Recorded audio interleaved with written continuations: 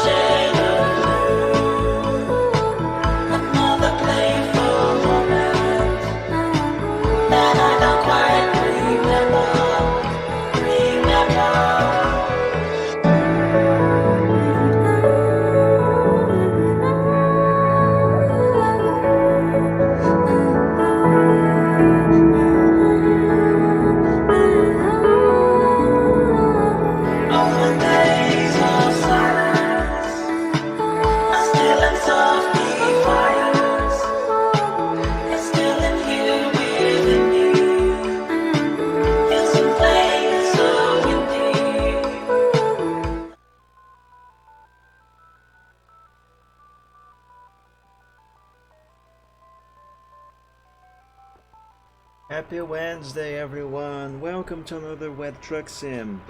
It's very nice to see you here, and today I'm going to be playing American Truck Simulator, finally again. But as usual, I forgot what I was going to say.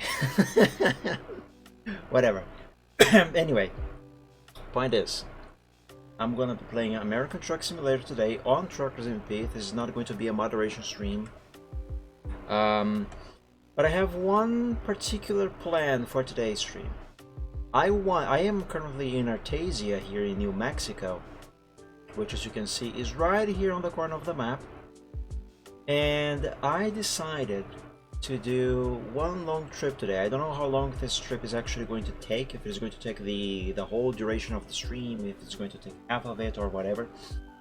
But I want to go with my truck, transporting a cargo from Artesia over here. I could go from Carlsbad actually. Whatever, I'm in Artesia already. Anyway, point is, I want to go from that corner of the map to this corner of the map. So I am either gonna go to Port Angeles or to Bellingham. What routes, what roads we're gonna be driving on along the way, I have no idea, because, well, I suppose it would depend on what the GPS will automatically route me through. Let me put this cable away because it's in my way. So yeah, that's what I'm gonna be doing. So let's go here to Cargo Market and let's see if there is anything going to Port Angeles or Bellingham. Here, longest cargoes. There's stuff going to Portland, Los Angeles. That is not what I am after. Well, there is nothing going to where I want to go. Nice. The closest is going to be Portland, but I don't want to go to Portland. I want to go to Port Angeles or Bellingham. So let's use the WedTruckSim cargo thing, I suppose. Which, job dispatcher here. Let's see, from Artesia to Bellingham in Washington. Let's see, departing from, well, first let's see what cargo we can pick. Bellingham has a woodlog company at the top of a mountain. So I think we should deliver stuff to there. That should be fine. I mean, that should be nice. I, however, don't remember the name of that company. I'm gonna assume it's Deep Grove. Can I check the map without closing this? I can. Yes, I can. Let's see, Bellingham. Yeah, this company over here. Oh, but there's two of them. There's one there and there's one over there.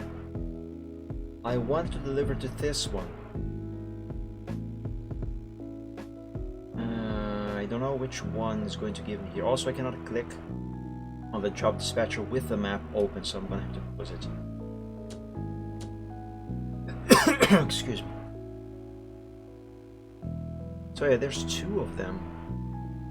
If I click display map, is it going to show me? Oh, it is. Nice, nice, nice. Okay, so I want to deliver to this one. Alright, so that's the one we are going to be delivering to. Let's take an aircraft engine to the woodlog company. That makes sense. No, I'm kidding. Let's see.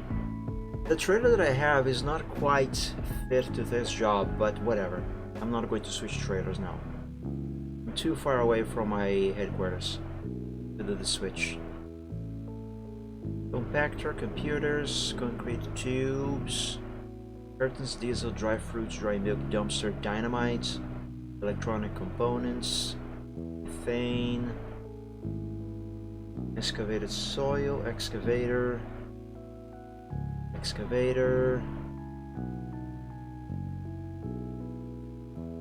Heavy bulldozer.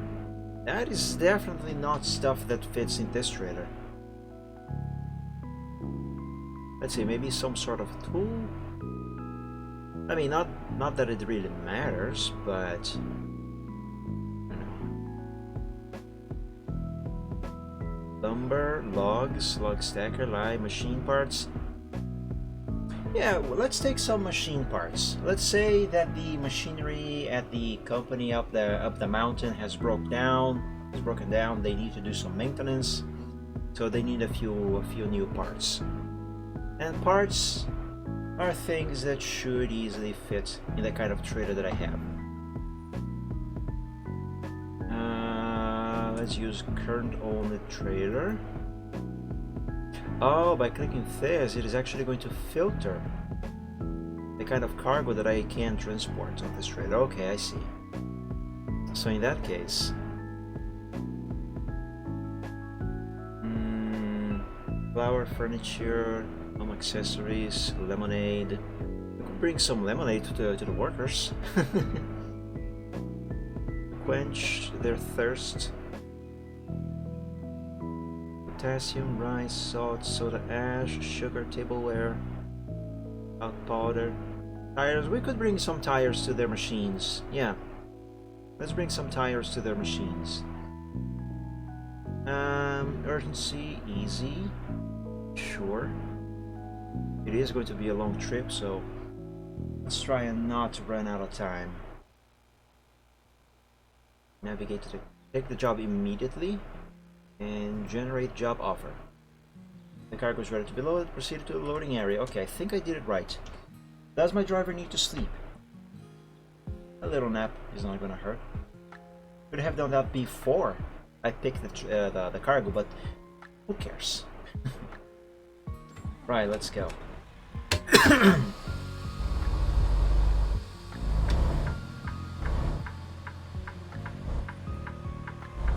It is very dark. I hope it's not going to take too long for daybreak.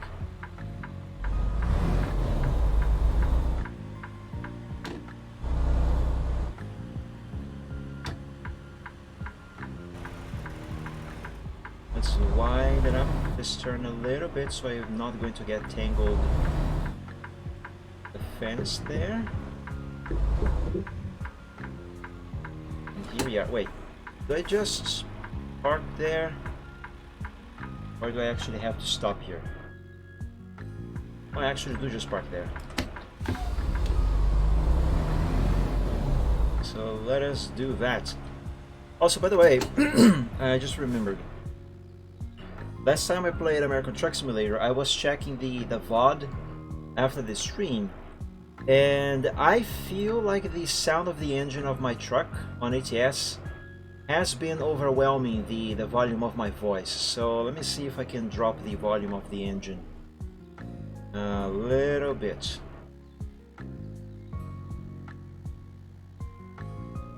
I suppose that should be fine. I'm gonna put in neutral and rev up.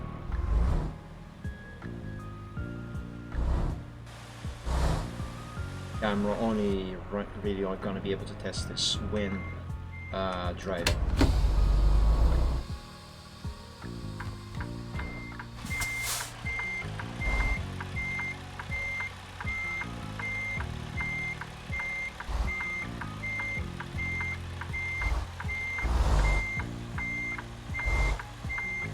This is going to require some more extra maneuvering, which is not going to be a problem.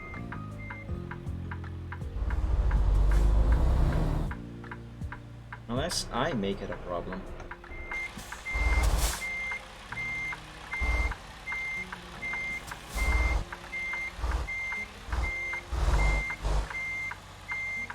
Okay, now turn here.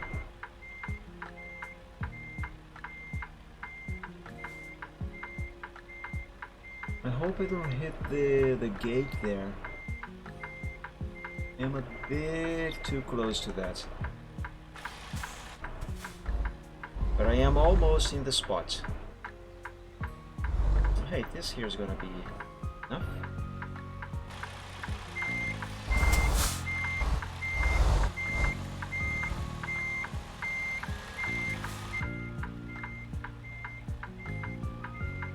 I messed up.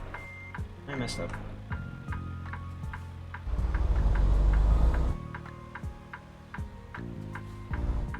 That is fine. This here's the one.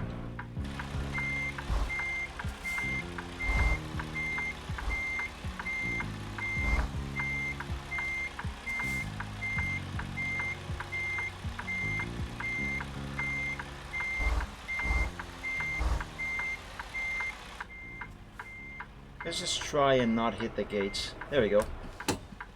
Now turn off the engine and load the cargo.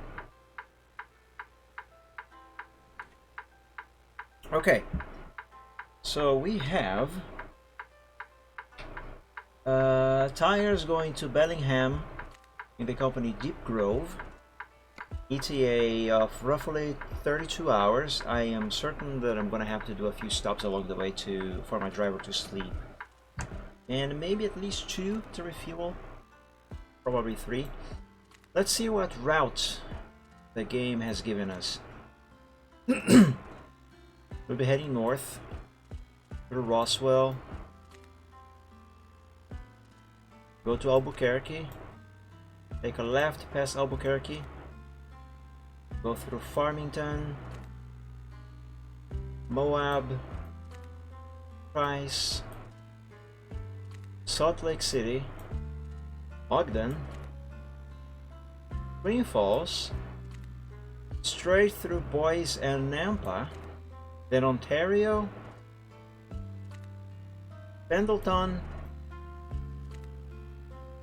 right next to Kenwick, then through Yakima, next to Wenatchee, Seattle, Everett, and finally arrive at the company in Bellingham. Well, technically next to Bellingham. Okay, oops. I didn't mean to close the map. I wanted to see the whole thing. That looks like a nice route. Heading through everything, right in the middle. Hey, Soto! Happy Wednesday! Thank you for joining the stream. Welcome. I hope you're doing well. Oh yeah, technically right through the middle of everything that there is so far. By the way, SES Software announced that they are going to be releasing the Montana State. Montana? I think this is Montana. The Montana State DLC tomorrow on the 4th. So that's going to be here.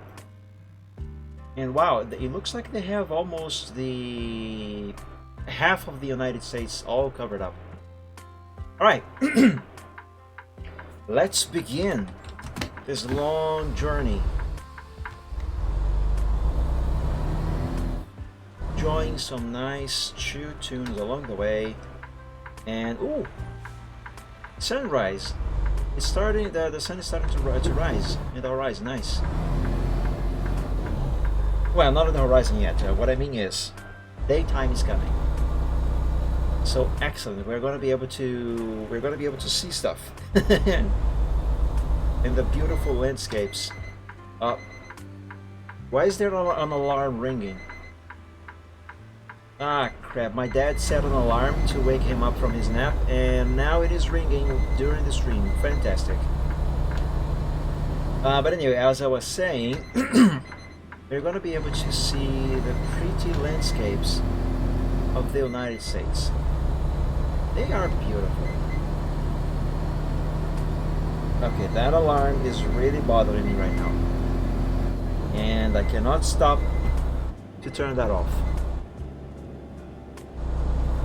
I hope he wakes up and turns it off soon, because I doesn't like. Can you guys hear that? I'm pretty sure you can hear that.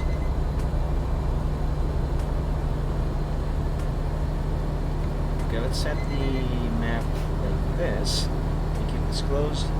Ah, thank God the alarm is off.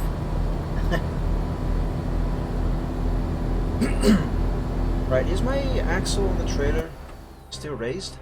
Or I can't see. No, I think it lowered automatically. Even though I actually have that to not be lowered automatically. It does it anyway.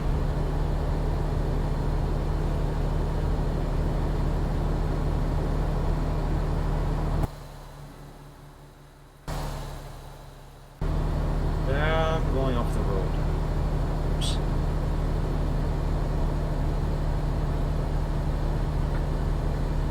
First town on our way is Roswell. Roswell? Yes, that is Roswell. Just for the lulz, I should have counted how many cities we're gonna be driving through or driving by.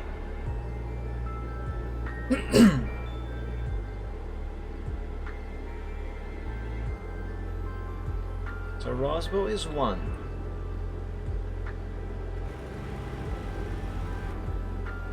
Green light. Nice. And that's a red.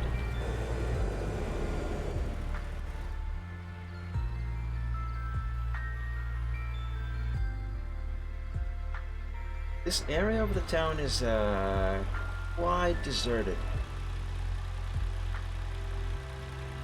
Oh, there's a viewing spot over there. Didn't know that. Neat. If I were on the turning lane, I would probably make a stop over there. Oh, hey, green. Which actually, check on the map. I have never been there yet. Oh, come on, yellow. Well, technically I could have gone. It's fine. It's gonna give me a little opportunity to look around a bit. This looks like a nice building, whatever it might be.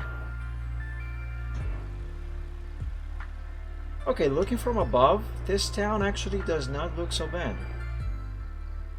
Looks nicer from above than from below. Well, at least this part of the city anyway, because I'm pretty sure the real world Roswell must look much nicer than this. This here is, after all, just one chunk of what the real Roswell is supposed to be like. I'm gonna run the yellow because you can actually go. Oh, hey, people. Lovely.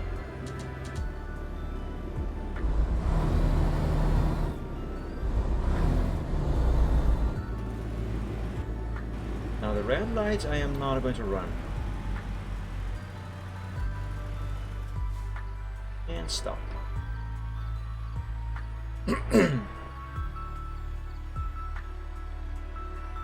Burger. Oops.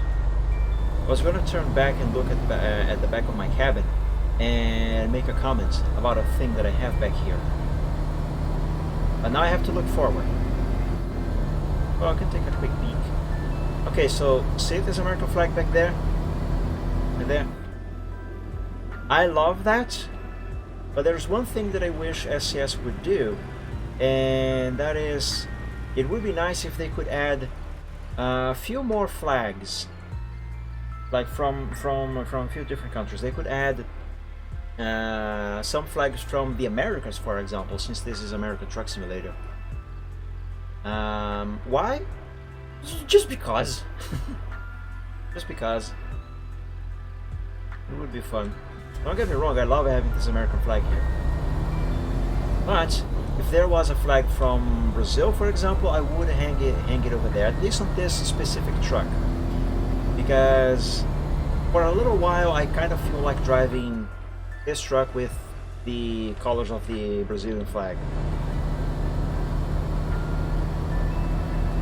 And yes, that's what this paint job scheme is supposed to represent. This is actually not the exact same Western Star, sorry, that I have always been driving on ATS lately.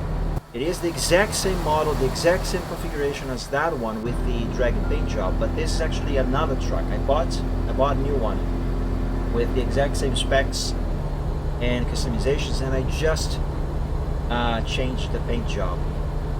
I could have changed the paint job on that one as well, instead, but I didn't really want to go through the hassle of setting back the original colors when I am done with this paint job. So instead I just bought a new truck that is the exact same as that one, but it has a different paint job. In fact, if I look at the miles on the driven miles on the speedometer, this truck has only now reached the 60 miles of driven distance since I bought it. While the other one is certainly way beyond, I don't know, 100 miles, I mean 100,000 miles or 10,000 miles, something like that, I don't know. But yes, that one has miles under its hood. This one does not.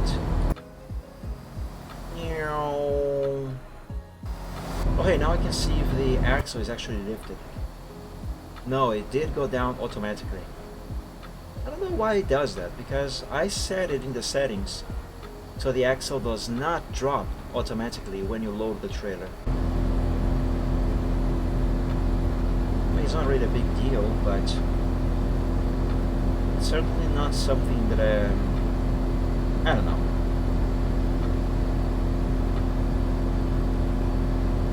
How heavy is this cargo, by the way?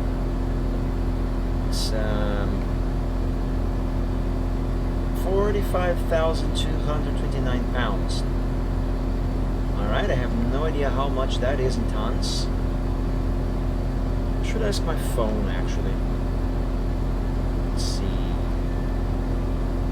Let me disable the night mode so we can actually hear. Oops.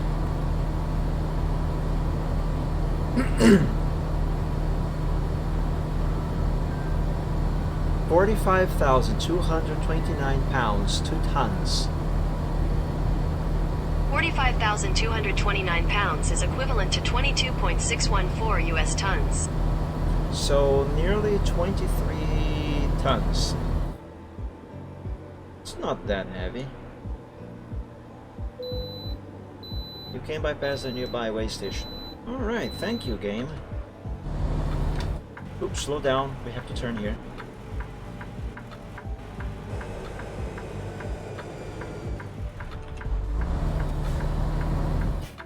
I might have slowed down a little more than I needed to, but it's fine. It is fine. To be fair, I was going very fast, and I was still putting away my phone. Hello, sun friend. Nice to see you in the sky.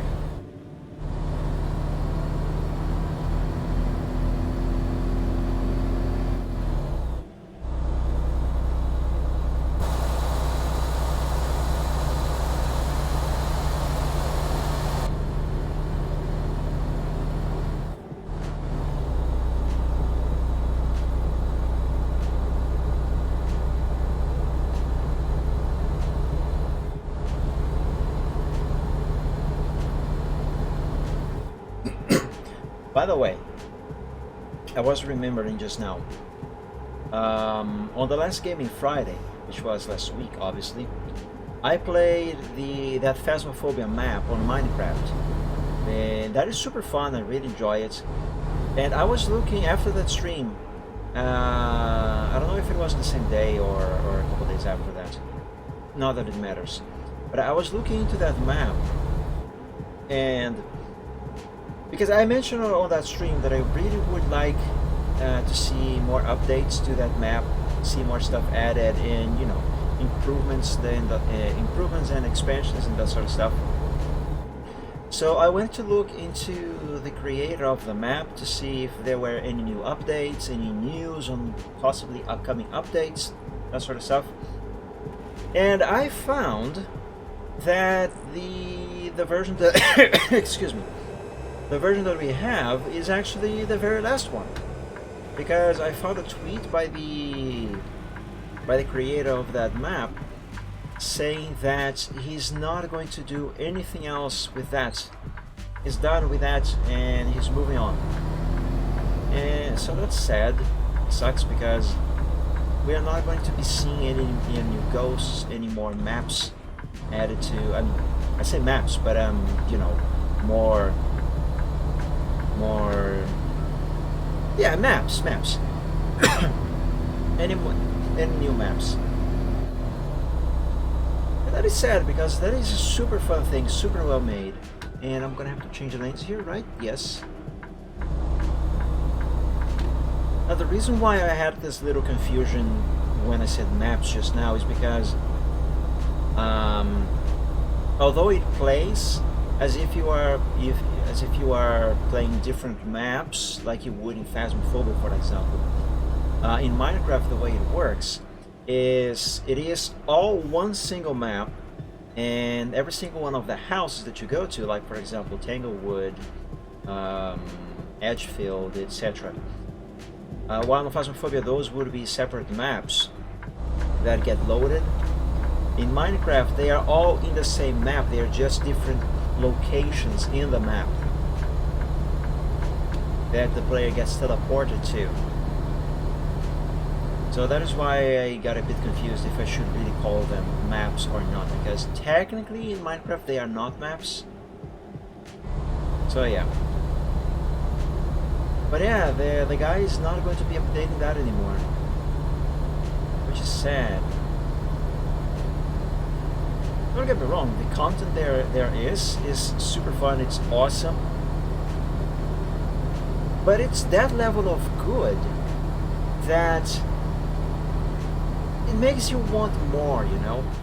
It makes you want more, especially when you compare, which is probably something that that no one should really do, but especially when you compare that to Phasmophobia, the actual game of Phasmophobia.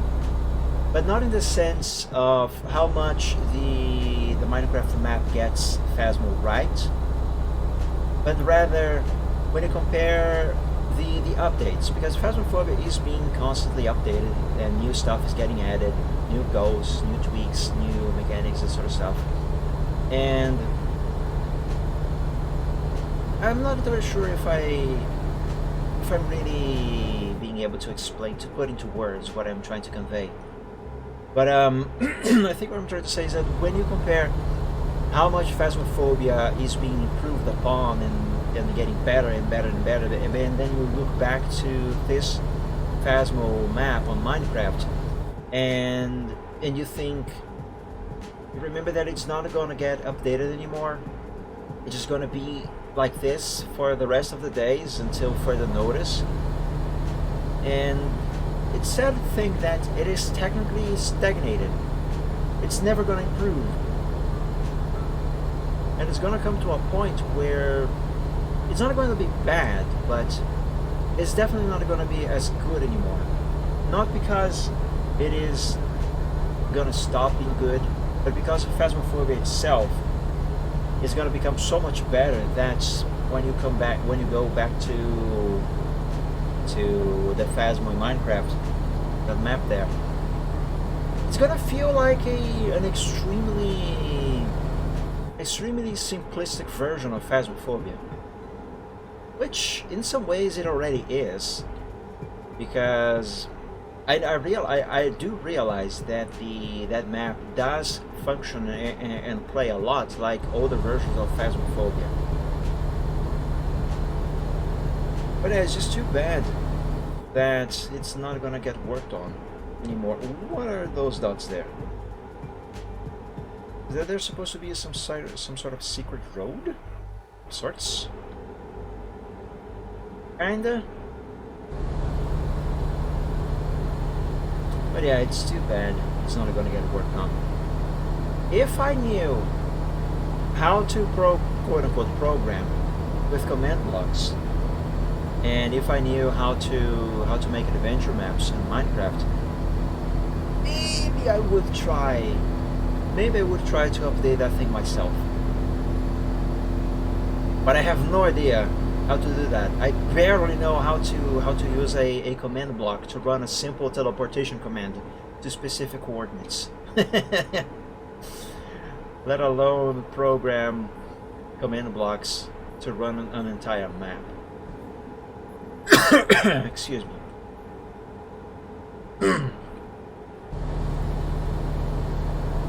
But yeah, that thing is really good. If you guys have Minecraft and you enjoy Phasmophobia, I highly recommend you play that, by the way. It is super fun. Actually, I have been playing that a lot since I downloaded it a little before the last game Friday. I've been playing that on my own time. It's really fun. Even I was playing that even last night. Let's see. I think I gotta take this lane here.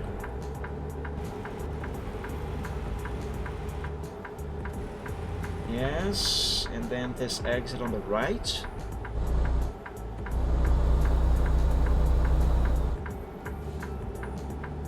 There we go.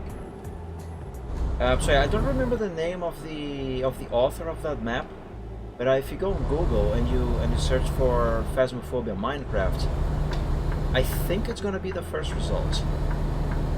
Don't get mistaken, however. There is I'm talking specifically about the version for Minecraft Java, which is, I dare say, the real Minecraft. It is the Master Race version of Minecraft, the PC Master Race version. Anyway, I digress. I say that because there is a version for Java, and there is a crappier version for the crappy version of Minecraft, also known as Minecraft Bedrock.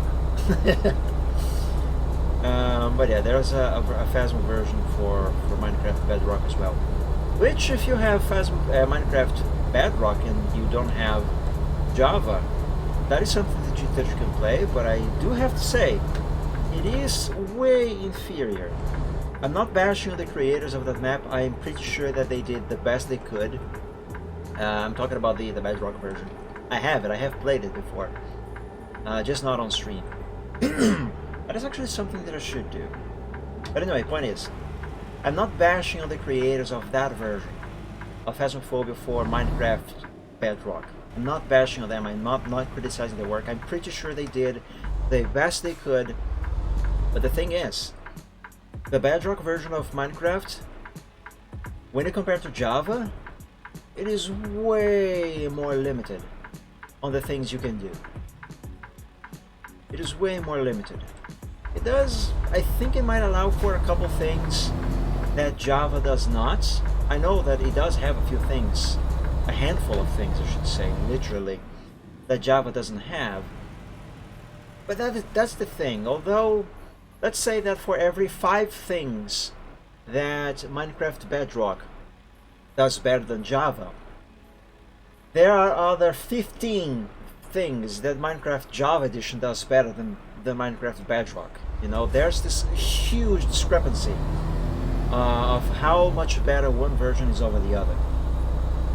But anyway, I digress. The point is, Bedrock is limited. It is, well, it is just an inferior version. I'm sorry for any Minecraft Bedrock lovers out there. That is just the truth. That is just the truth.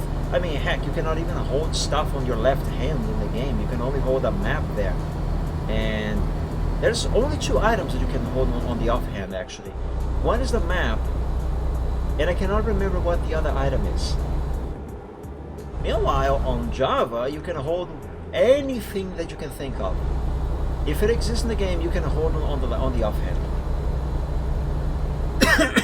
Excuse me.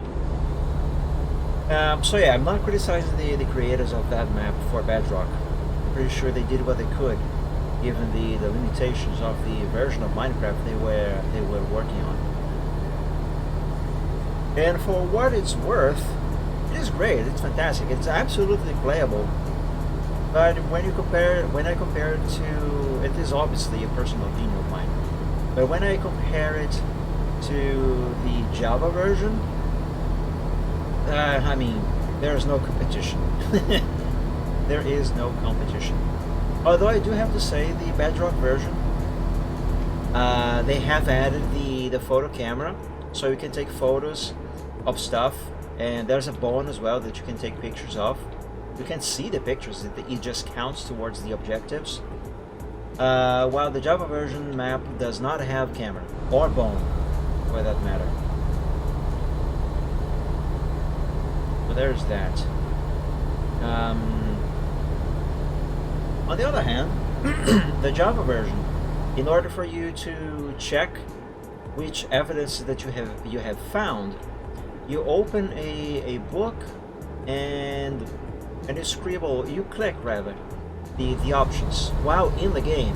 Like you stop in the living room of Tanglewood and you find freezing temps. You can right then open the book, check freezing temps, and just keep playing. While on Bedrock, however, you have to keep track either by writing down on a piece of paper or tab out on your computer and open Notepad or something to write down the evidences or just remember them. And at the end of the game, when you believe you have everything, you go back to the truck to return to the lobby. And before you go back to the lobby, you get teleported to a dark room where you have levers with the options for every single evidence. So you have to remember which evidences you have found on that mission, so you can flip those levers to tell the game what stuff you found and therefore what the ghost you believe it is. And that's a bit, well, I was gonna say it's a bit clunky, but I scratched that. It is actually super clunky. Yeah. I should definitely play Phasmophobia in Minecraft in Bedrock version sometime. I should look if there is an updated version for that version, by the way, because I have downloaded the Phasmocraft. Phasmocraft. That is not an official name. I'm just making it up. I have played Phasmocraft in Bedrock Edition several months ago, way before I even heard about the Java one. So I do wonder if they have made an update, any update to that, because maybe they have. Oops, maybe they have, maybe they didn't have. I don't know. If they have, then great.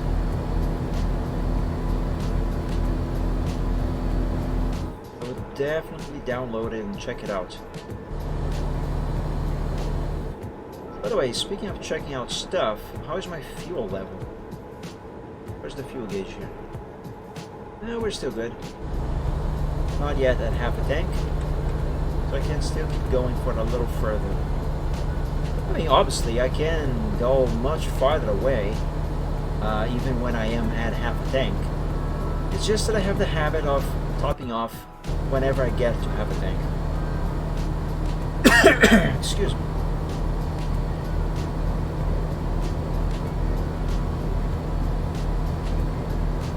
I didn't even realize it's already daytime. In the game, obviously.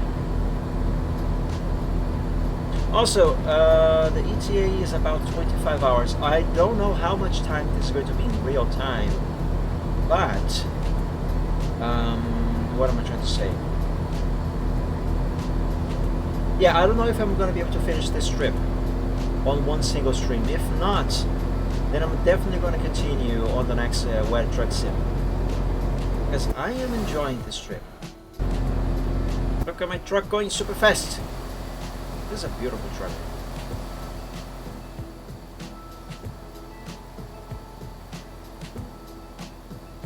No, I definitely don't drive very well with an external camera.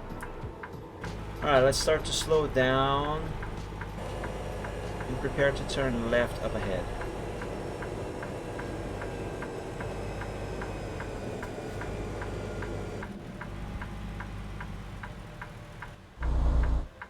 Perfect slowing down. See guys, and that's how you do it. Engine brake, retarder, and then, if needed, the main brakes. And in the event of an emergency, the trailer brake, and if needed even more, all brakes.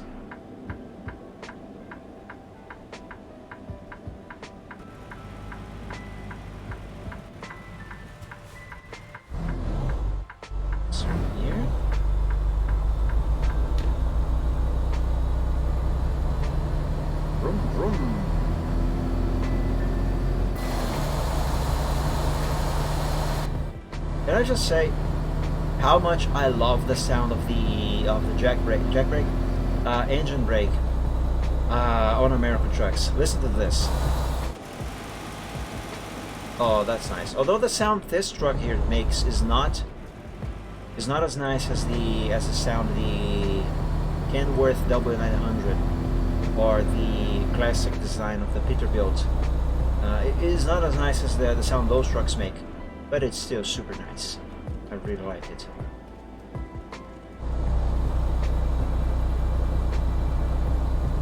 Yellow light. All good.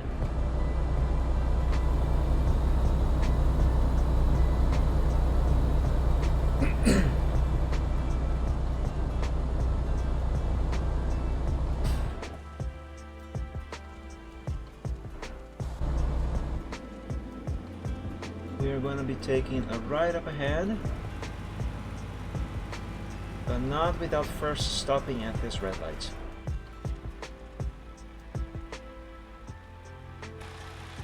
Say, where are we? I don't know what town this is. Oh, it's Farmington. We are already in Farmington. How far have we driven? Well, we have already driven all of this. I might be wrong, but I think we are almost halfway through. Well, it certainly helps that I am speeding. I don't usually speed, but you barely feel that in this game. I think it's because of how much safer these American trucks are. At least that's how they feel to me.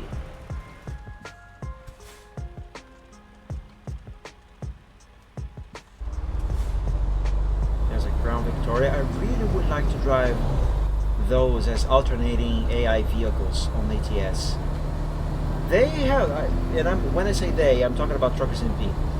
They have promised they would be adding alternating AI vehicles to American Truck Simulator since they announced they would release those on ETS 2.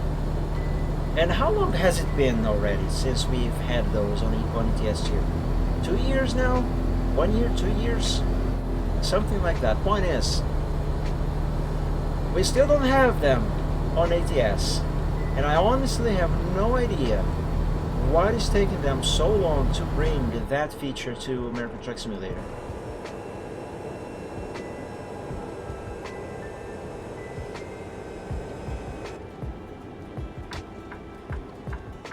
I really would like to be driving a Crown Victoria.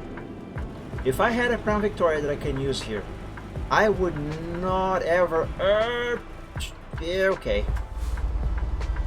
I meant to stop back there a little bit. Whatever. Excuse me. If I had a Crown Victoria to drive here, I would never ever touch the Scout again. Well, probably. Most likely. And yeah, if I could, I would have a Crown Vic in real life. From what I hear about it, the Crown Victoria is to the United States basically what the Fiat Uno is to Brazil. A super versatile, sturdy, resistant car. Really good stuff. It's no wonder it's been in production for so long after all.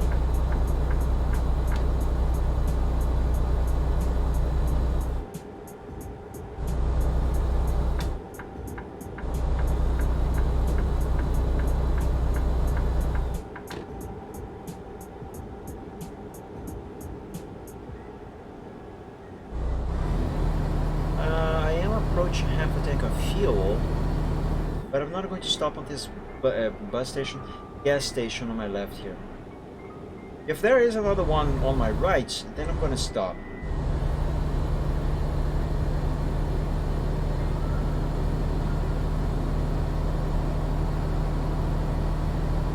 So long as it is actually on the side of the road, not stuff that I have to turn right and go into another road to get to it. Right, we have a green to go. So no stopping at the way station.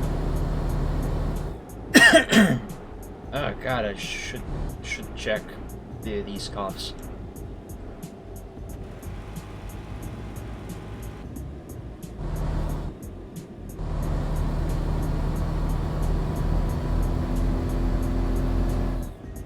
What a lovely little place. Burgers. Alright, am I gonna have to change lanes to turn left there? No. I think. At least it doesn't look like on the GPS.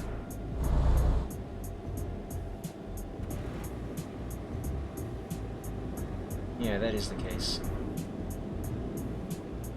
But I do have to change the lanes anyway. Because the lane that I'm in has just ended.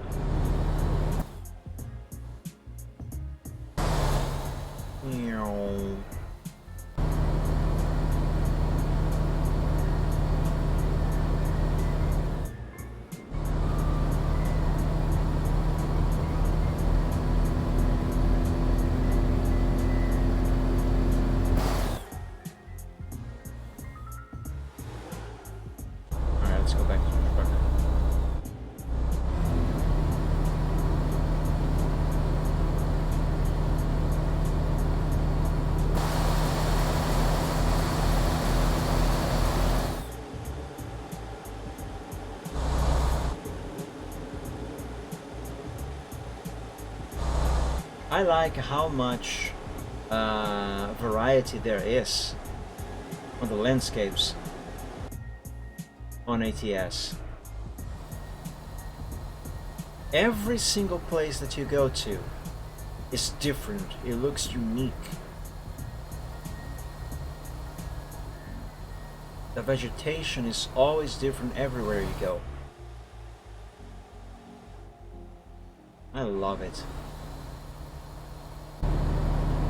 Not that I don't like the landscapes on ETS 2, they are pretty as well, but the problem with that one is everything looks the same, you know? Overall, everything looks the same. No matter how different a place is from another one, everything just looks the same. And that is boring to me. Super, super boring.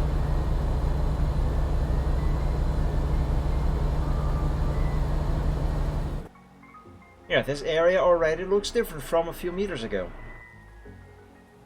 Hey, we are entering Utah! Nice!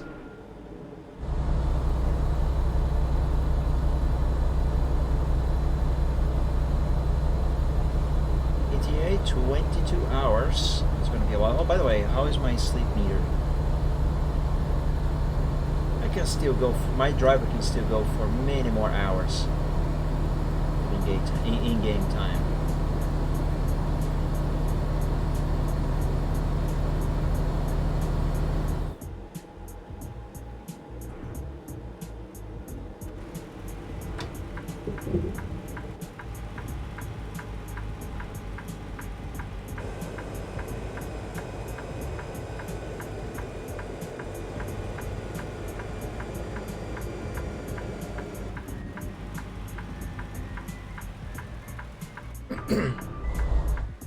Red lights, so we do a quick stop, check for traffic, and then we go.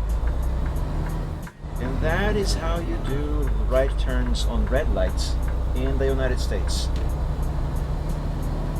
Unless there is a traffic sign saying that you cannot turn right on the red light, you can always turn right on the red light, as far as I am aware.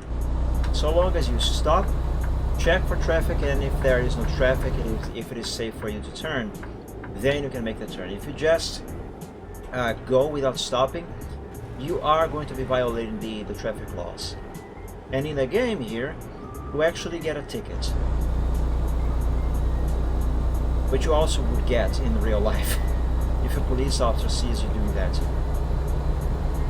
So yeah, if there's a red light and you want to turn right, and you can turn right there, you come up to the traffic light, stop, check if it is safe, and if it is safe, then you go. Assuming that I am actually remembering this right, which I think I am, but don't quote me on it. And look at this! This area is already completely different from the area that we were at when I last said that the area looks different. Look at those mountains over there. This is super nice.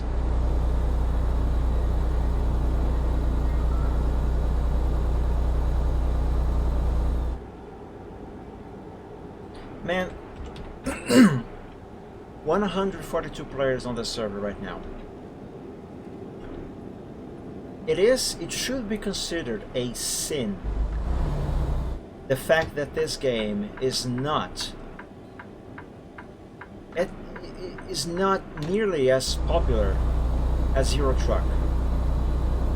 It should be considered a sin for the community to not love this game more. Seriously. This game deserves all the praise it can get. It does not receive nearly the amount of praise, attention, and love it deserves. That should be a sin, honestly.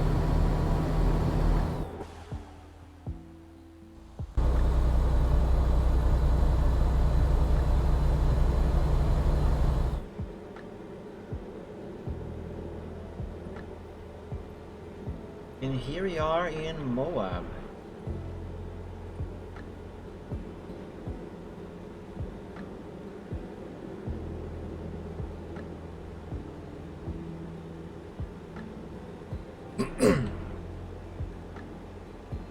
It looks like there is a gas station along the way. If that is indeed on the right side, as it seems to be, I am going to make a quick stop there.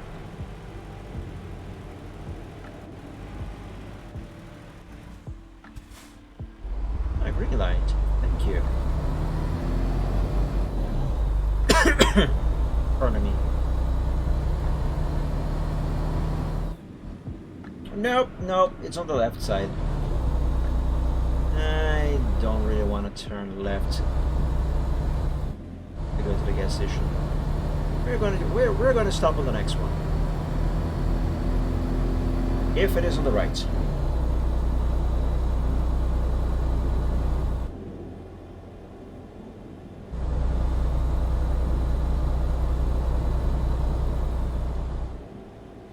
No magic, just science.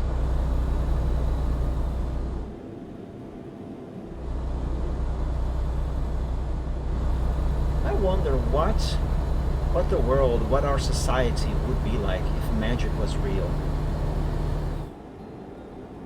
If there were wizards and magicians using real, actual magic, like we have in fantasy stories and that sort of stuff.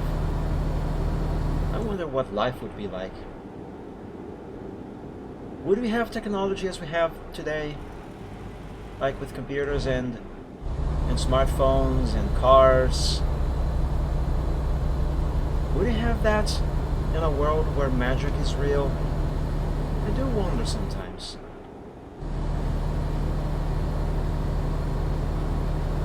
And if so, would it be like it is, for example, in Harry Potter, where you have human society as we know it in the real world? I mean, everything there is supposed to be the real world.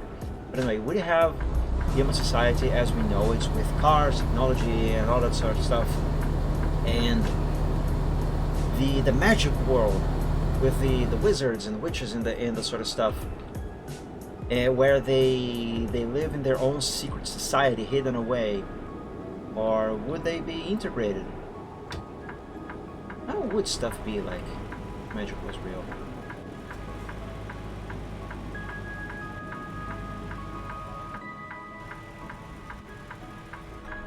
Okay, everything's safe, let's go.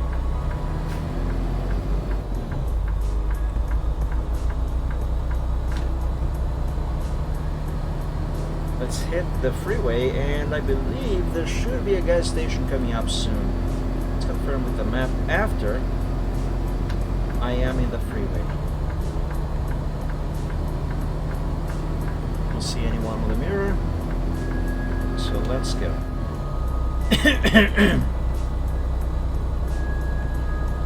No gas station in sight for a little while, but there should be one, it looks like, just before Price. I'm definitely gonna want to stop there. We are just below half tank. Again, not a problem. It's just a matter of habit. At least it's not a problem yet.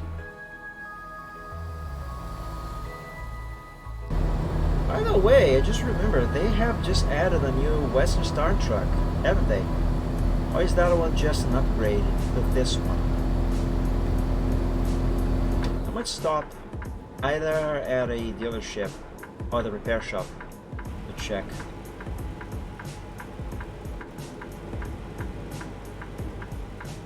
If we come across any along the way, then I will do it. Just a quick stop.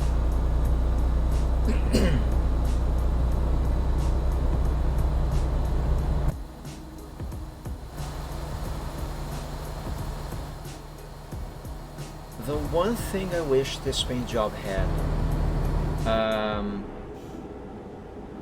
is a metallic effect.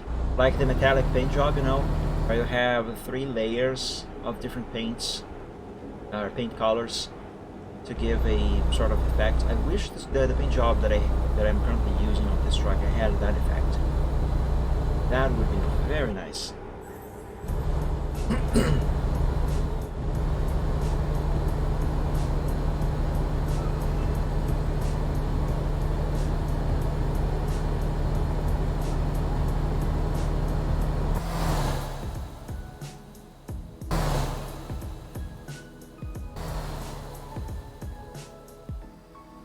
Look at it go.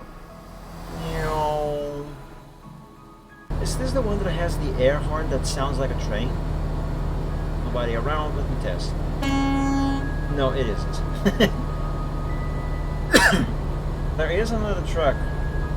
I don't remember the brand. I think it might be that one with the bulldog as a logo. But anyway, there is a truck on ATS that has an air horn that sounds like a train. I like that one. The sound of that one. The truck itself, not as much. Think? I don't remember.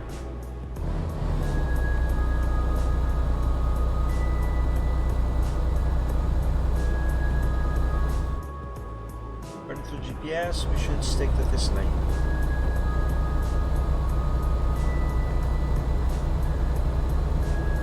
Salt Lake.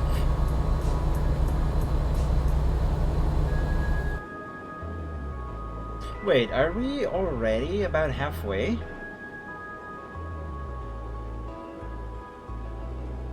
Nah, I cannot zoom out any further. But I think we are about to enter Washington already. Or is Salt Lake City in Oregon? I do not remember. I really don't remember.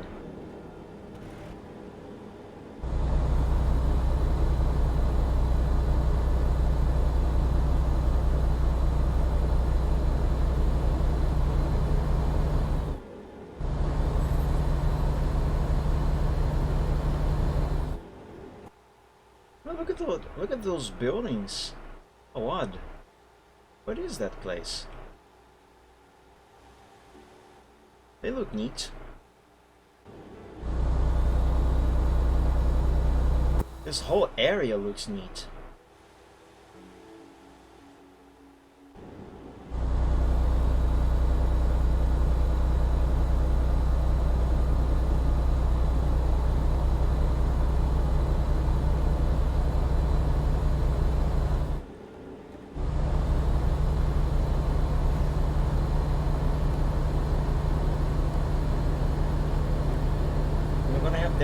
There's a way station coming up. I'm gonna have to stop there. Let's see. Place your bets, everyone. It's actually on the left side. But I'm gonna assume there will be another one further ahead on the right.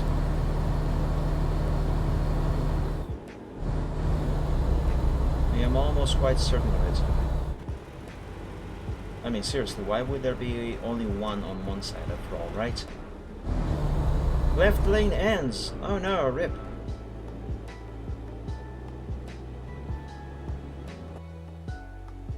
Oh, look at this. This is so beautiful. Okay, back to the cab because I cannot really drive with the external camera like that. Straight lines, no problem. Turns, now I have a problem.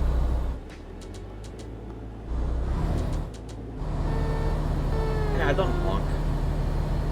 Just flash your high beams.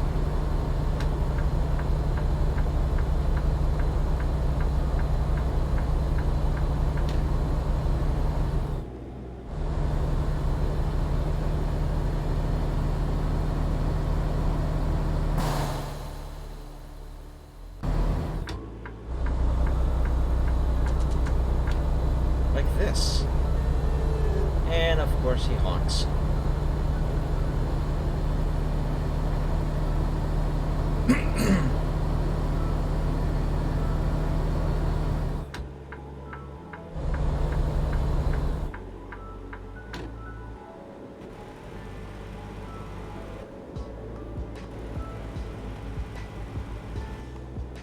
Some windmills.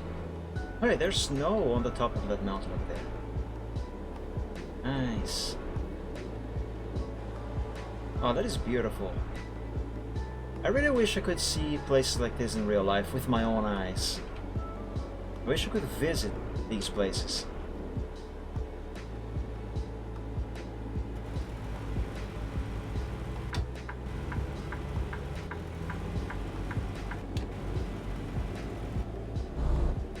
Oh, I thought it was turning green. I hit the parking brake by accident. Oh, hey, gas station. Oh, by the way, have I driven past any gas station on the right side here that I didn't realize there is one? No? No. I haven't. There is a repair shop to the left there. I did say I would like to stop on one for a brief moment. To check if the new Western Star stuff they have added is just an upgrade or another truck. But that is going to take me off the road. I don't wanna make such a detour.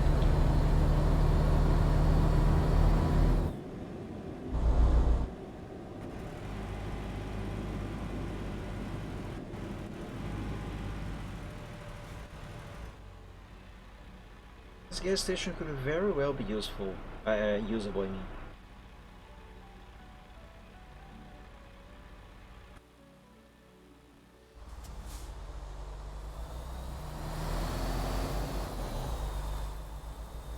Lovely place.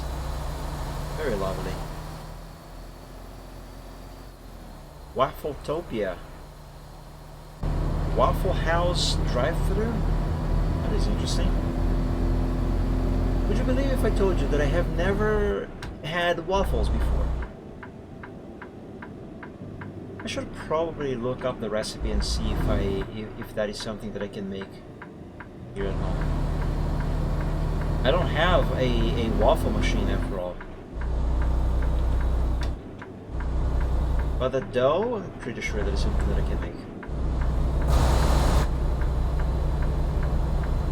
And I am not a cook. I can't really say I know how to cook. But lately I have been looking up a few American recipes to try and cook those things. I have learned how to make, for example, sloppy joe, which is delicious. But there's a few other American recipes that I would like to try and make. And I think waffle is one of those things that I would like to try.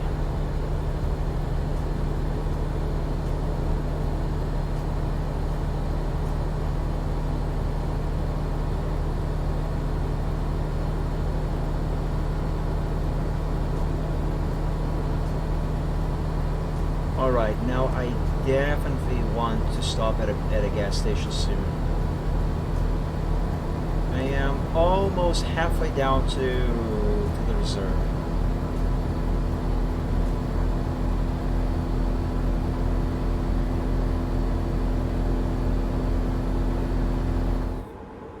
I'm thinking if I should actually make a detour at a gas station in Salt Lake City. Because it doesn't look like there's gonna be another one for a while. Not in the way that I want. Okay, you know what? Yes, I'm gonna do that. Let's take this exit here.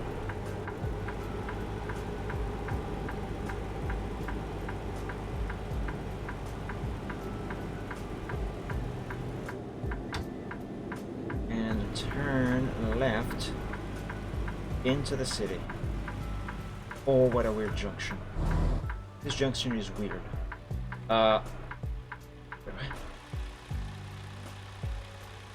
Okay.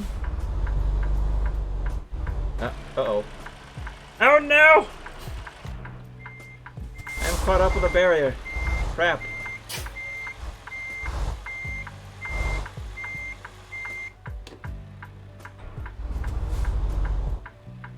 Let's get a little bit of distance from that barrier there. Seems to be clear here. Let's go. Oh, come on! Come on with a barrier. How much wider am I gonna have to go? Let's raise the axle so I have a little more turning radius with this trailer. There we go.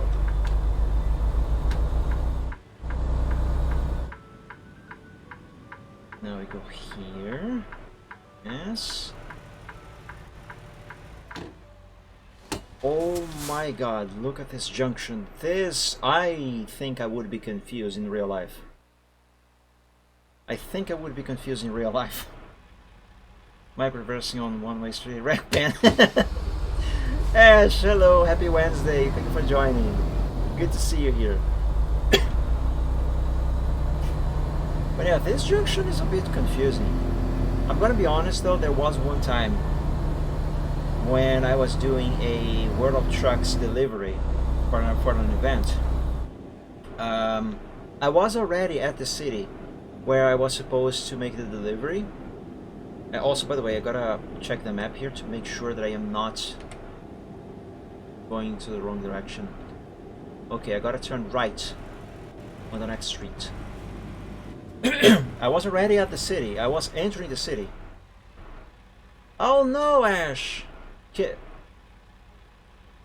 Is there no way you can recover your ATS profile? Check the automatic backups. Maybe you have a copy in there that you don't know of. So yeah, I was already at the city. I was entering the city. And I was in a road that had, I think it was either 2 lanes or 1 lane in each direction. And at one point, it would make a turn to the right. And there was a bridge. Or not exactly a bridge. What do you call those that go over streets? I can't remember the name of those. Overpasses. There was a small overpass right in front of me before the turn right, and there was another lane going under that thing. And as I approached that area, I didn't realize it was dark. Also, I didn't realize that the lane that I was into, although it seemed to still keep going straight under the overpass, it was actually only turning right, and the bit that was going straight under the overpass, it actually turned into another lane that was the opposite direction. I mean, it was the wrong way. It became wrong way direction. That's what I'm trying to say, I believe. So I accidentally ended up going into the wrong way in that lane there because I thought it was still where I was supposed to go. I did realize quickly my mistake, however, and I stopped and I corrected the mistake. But it was upsetting. I have to say, it was upsetting. I'm not sure, to be honest. When I loaded it again, it just went missing. Yeah, check the automatic backups, Ash. Maybe you are lucky. I did have some issues with my profile on Euro Truck Simulator after the update to 1.45. Also, by the way, the music has ended. Hold on, let me make this turn here and play the next playlist. Today I am running a playlist of Pokemon lo-fi renditions. So let's play the next one. I gotta turn here, by the way. Right? Wait, where's the gas station? Crap. Hold on. There's no gas station here. Just play the music for the moment. Let me turn into the garage here.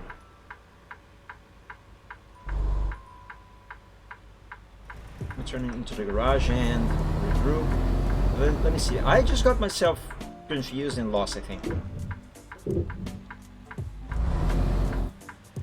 Well, if the matter is that... Oh, there's the gas station. You should have turned right on that corner instead of left. I wasn't paying attention. Oh well. Well, I can just upgrade this garage and get my fuel here. Yes, that's what I'm gonna do.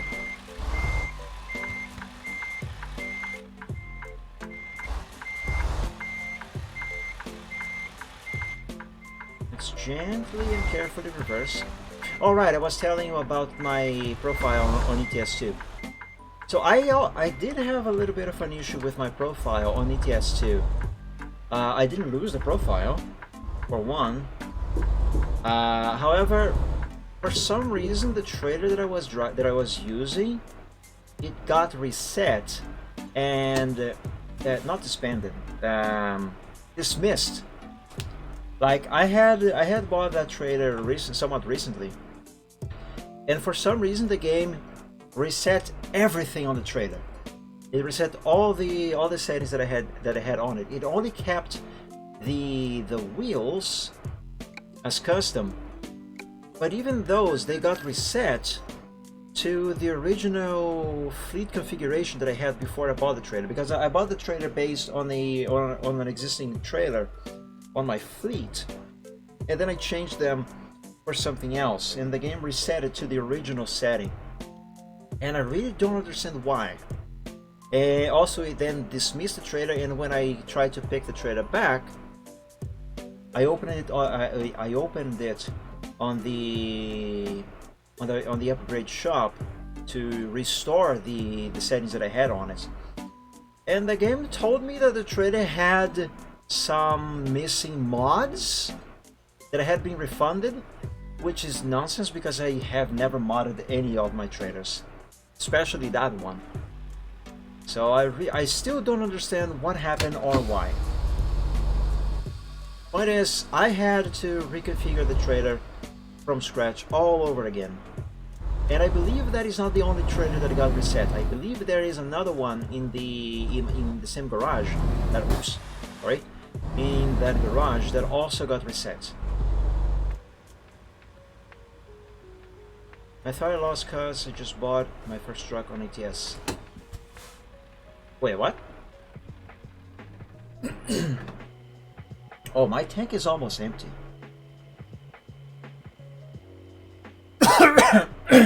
Oh god, excuse me. Wait, so you didn't actually lose your trailer? I mean, your profile.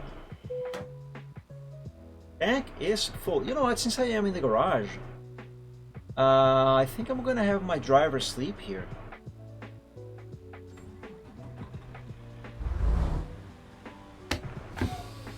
Ah, you found your profile again. So like you didn't actually lose it, but or did you actually lose it, but you recovered it from the backups, for the automatic backups? I just dropped my trailer there, by the way. just to make it easier to drive into the garage and then back out. Because I want my driver to take a nap. Don't actually lose it. Just never appeared when I loaded ATS. That is weird. Well, at least it didn't lose it, so that is good. But yeah, I think the new update 1.45, it must have done something. Something's off.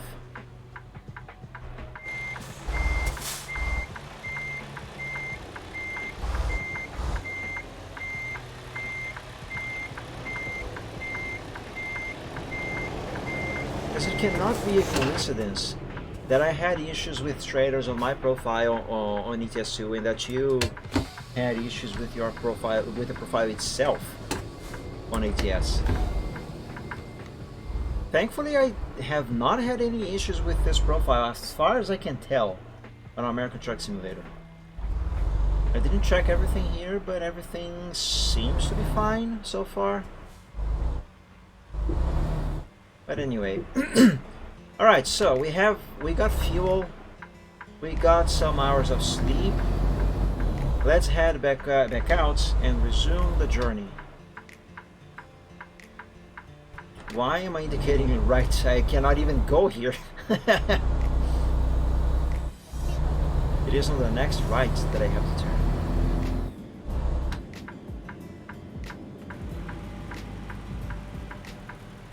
And as we have established, stop, check, then go. I wish trains would work on American Truck Simulator on WedTruckSim. As far as I can tell, as I remember, there is only one train in Flagstaff, and I think a couple others on a couple other places that I cannot remember.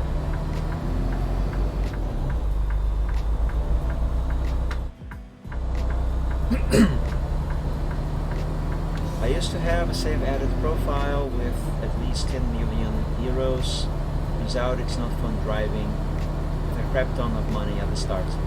Definitely not. It sure helps, but it does kill some of the fun, if not all of the fun. Because part of the fun when you are early into a new profile is to have the challenge, the challenge of raising money so you can advance.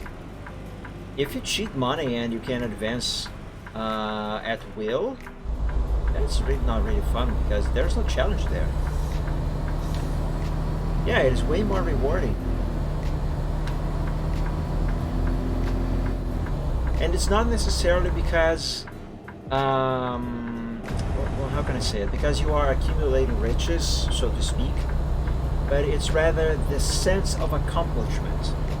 That is what generates the sense of, that's what makes it feel rewarding. I hope that makes sense.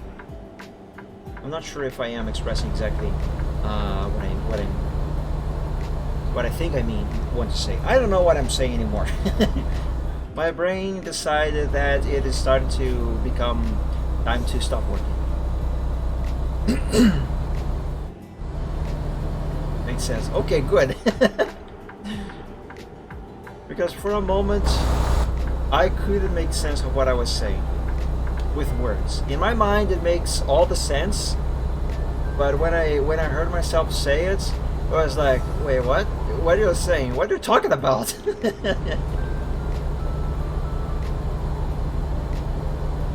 But yeah.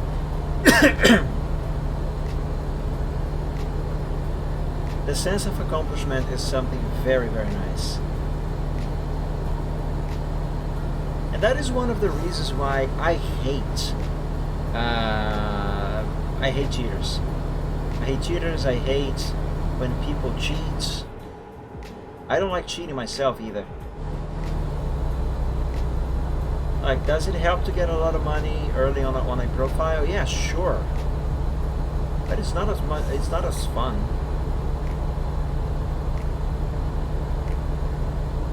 The same kind of thing actually also applies in real life. That is why I'm gonna say most people instead of all people, because it obviously doesn't really work that way.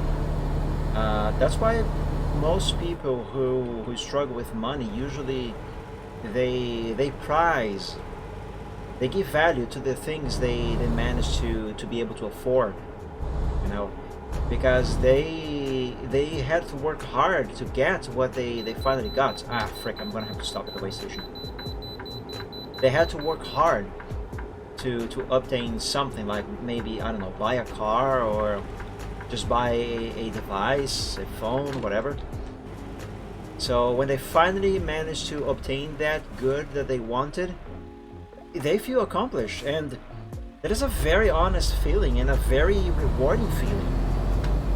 People who just can buy whatever they want whenever they want, you can notice this. It's not everyone, obviously, but most of those people, you can tell. I'm pretty sure you might agree with me that most of them don't really give a hoot if they lose a phone or if they crash their car or whatever, because they have so much money they don't really know what to do with it, and they don't know how to give value to the things they have in life. And those people are usually super superficial. It helps if you are in a VTC, maybe. I'm not really fond of VTCs myself, to be honest. I prefer to do my own thing on my own. Tony! Happy Wednesday, thank you for joining the stream. Or happy Thursday if it's Thursday for you. Nice to see you here. Excuse me. But yeah, I think the point that I'm trying to achieve is be thankful for what you have. And remember the struggles you had to go through to obtain the things that you have. Yep, let's go. Should I ask for directions has just been redeemed for 500 dragon tokens. Oh, for the Mike love now cannot use his GPS for the next 10 minutes. For the love of God, why? Oh my God. And I am on such a super long journey. How dare you, Ash? How dare you? No! Let me do a quick save here. Let me clear my throat here. Alright guys, for you who are arriving on the stream right now and you missed the start, I am cruising the USA, or what we have of the USA so far, because it's actually all about half of the US already. I departed from Artesia, whatever, here on the corner of New Mexico, and I am making my way all the way up to Bellingham, on the far corner of Washington. Oh boy, I have already done halfway of the journey. But anyway, I still have a very long way to go. And I need the GPS. I don't think I have the... What do you mean you don't have this map? Of course you have this map. Oh, you mean you don't have the state DLC. Yeah, that makes sense. But yeah, I still have such a long way to go here. Oh my God, I'm so gonna get lost. Alright. Okay, let me look at the map. So it looks like I am not gonna have to take any exits for a while. Yeah, just keep going straight, no exits. I'm so gonna forget about this. Okay, in theory it should be simple. Okay, brain, remember, guide yourself by traffic signs that indicate your way to Twin Falls, then Boys/Nampa/Ontario. Alright. I think I can make it. Let's turn off the GPS on the dashboard. Let's set the chronometer on my watch. And for reference of you guys as well, Actually, is the timer on OBS here the same as the timer on the stream itself? I think it should be, right? Let's see, 136.21, 136. No, there's a small discrepancy here of a few seconds. Okay, so on my OBS, it says 1 hour 36:40 seconds. Excuse me. Let's see, when it says 50 seconds, I'm gonna start the chronometer. There, 50. Okay, so starting now, 10 minutes of no GPS. If I need to check the map, I'm gonna have to pull over. Here we go. I'm so gonna get lost. I always get lost. Excuse me.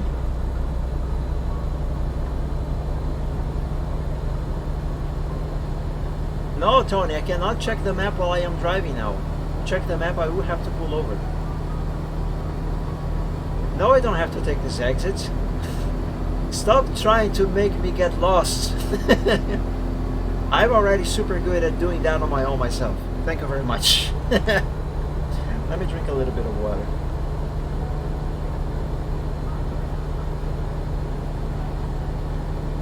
Oh, my finger is itching so hard to open the GPS while moving. No, I don't have to make a U-turn, Ash. Are you crazy? I think I can wait you in Ellie. Isn't Ellie in Arizona? I'm gonna be driving very far away from Ellie, Tony. I'm heading all the way up to the northwest of Washington.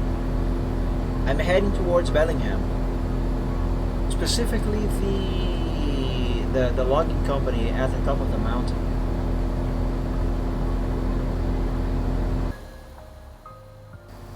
Is Ellie in Arizona? I can't remember now. Am I mistaking it for something else? I think I am mistaken for something else.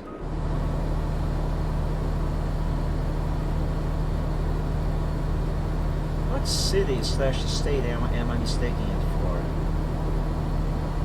I cannot remember. And I cannot check the map. Well, I can if I pull over, but Nevada, yes, that's what I meant to say. Nevada. So I am not mistaking it after all.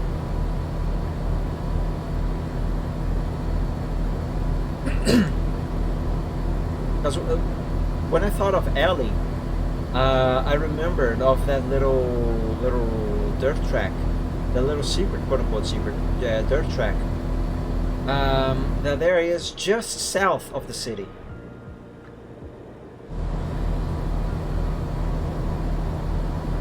So yes, it is indeed Ellie, in Nevada, I mean.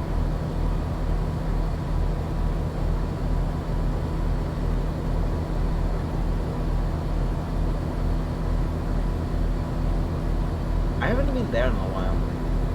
But yeah, Tony, unfortunately I'm not heading that way. I'm actually quite far from Nevada.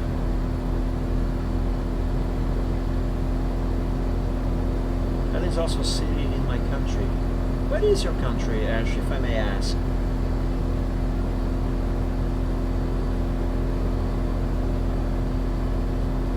That is something kind of interesting, how you have different countries with cities that have the same name. Ah, frick, I have to stop at this way station. Oh, the United Kingdom. That reminds me. So the United Kingdom has a city called Aberdeen, right? And so does the United States, for some reason. And it's not called New Aberdeen, it's just Aberdeen. And as I was saying, it is interesting that you may have different cities in different countries with the exact same name. No distinction whatsoever. I believe Brazil also has that sort of stuff. Actually, yes, it does. I live in a city called Campo Grande. It is the capital city of the state of Mato Grosso do Sul. And I don't remember exactly, but It's either a city or a neighborhood, but there is a place in the state of Rio de Janeiro that is also called Campo Grande. And that is weird. Also, I think there is a city called Campo Grande in Portugal as well. I might be remembering that wrong. Twin Falls, okay, we go straight here. Not taking this exit. We go straight. Yes. The US has a few British city names. Yeah, it does. Some with the prefix new before the name of the city, like in New York, for example. While some others have the same name as the original UK ones.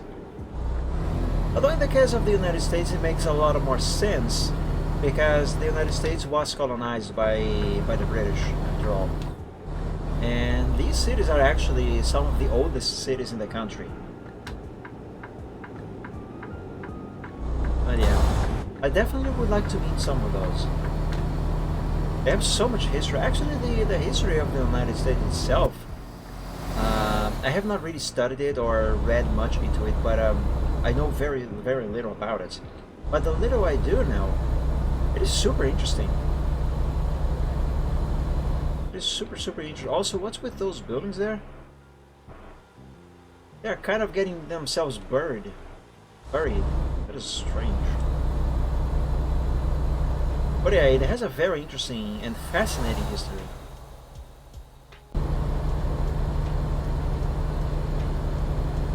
Alright, can I turn on the GPS yet? No, I cannot. It's only been 6 minutes and 23 seconds.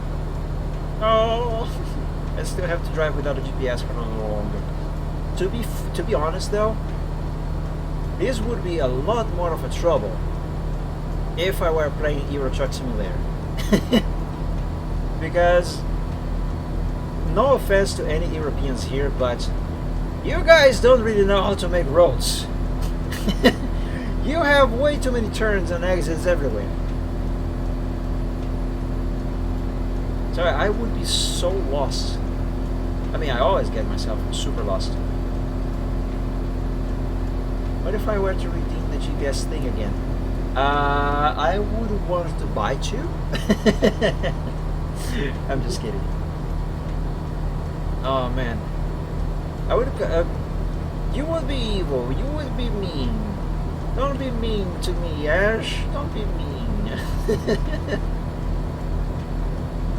Oh man. I actually don't know where I am right now. Can I see a traffic sign indicating where I am heading right now, please? I know I just passed by a couple, but I wasn't really paying much attention. Do not take this exit.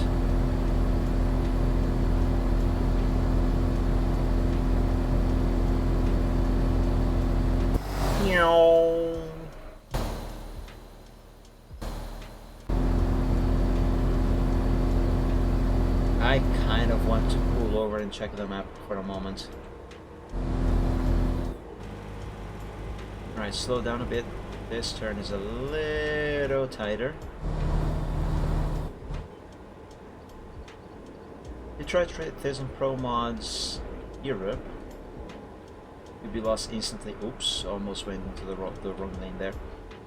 I'm not a fan of Pro Mods, to be honest. But I definitely would. I have been there before, I have played Pro Mods. It has way too many roads. It has way too many turns. It has way too many exits. Now, my greatest gripe with European roads, at least as far as Euro Truck Simulator goes, because you don't really know what it's like in real life, obviously. I've never been to Europe. My greatest gripe is not necessarily how many turns they have and how many how many exits they have, or even how narrow they are, but rather, okay, take this road here as an example.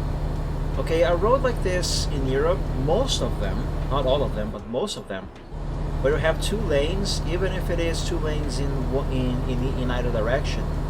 Also, that exit that exit there. Keep that one in mind. Most roads in Europe on ETS2, if they want to give you an exit to the right, like the exit we just passed, what they would do is they would take the right lane, the one that you are driving in right now, and they will convert this lane into the exit. Meaning that if you want to... Wait, I don't remember this here from the map. Anyway, meaning that if you want / need to keep going straight forward, you have to change lanes to the left lane. And that really bothers me because in most cases there's always obviously a traffic sign indicating when you have to change the lane, when one of those exits is gonna come. But I mean, it's such a useless thing. I mean, the fact... I mean, useless is not a term. Oh hey, I can turn on the GPS again. 10 minutes has gone by. It's such a stupid thing. Like, this exit here on Europe, it would have been... this lane would have become that exit over there. And I would have to change to this lane here to keep going straight instead of staying on this lane. And... well, I'm not entirely sure exactly what I'm trying to say here, but point is, I hate that. And it's not like Europe lacks the space, the actual physical space, to do like like American Truck does, where here, if you are driving on the right lane and there's going to be an exit to your right, what the geography here, what the road is going to do is actually make a new lane to your right and use that one as the exit. So if you want to keep going straight, you can just stay on your lane and just keep going without worrying about accidentally taking an exit or hitting a barrier or something. And if you want to take the exit, then you just change lanes, go to the right lane here, and voila, there's the exit over there. See, if I want to take this exit, just go here, but I'm not gonna because I have to keep going straight. This here, this is way easier to use. It is way easier to understand. It is better. It's just better.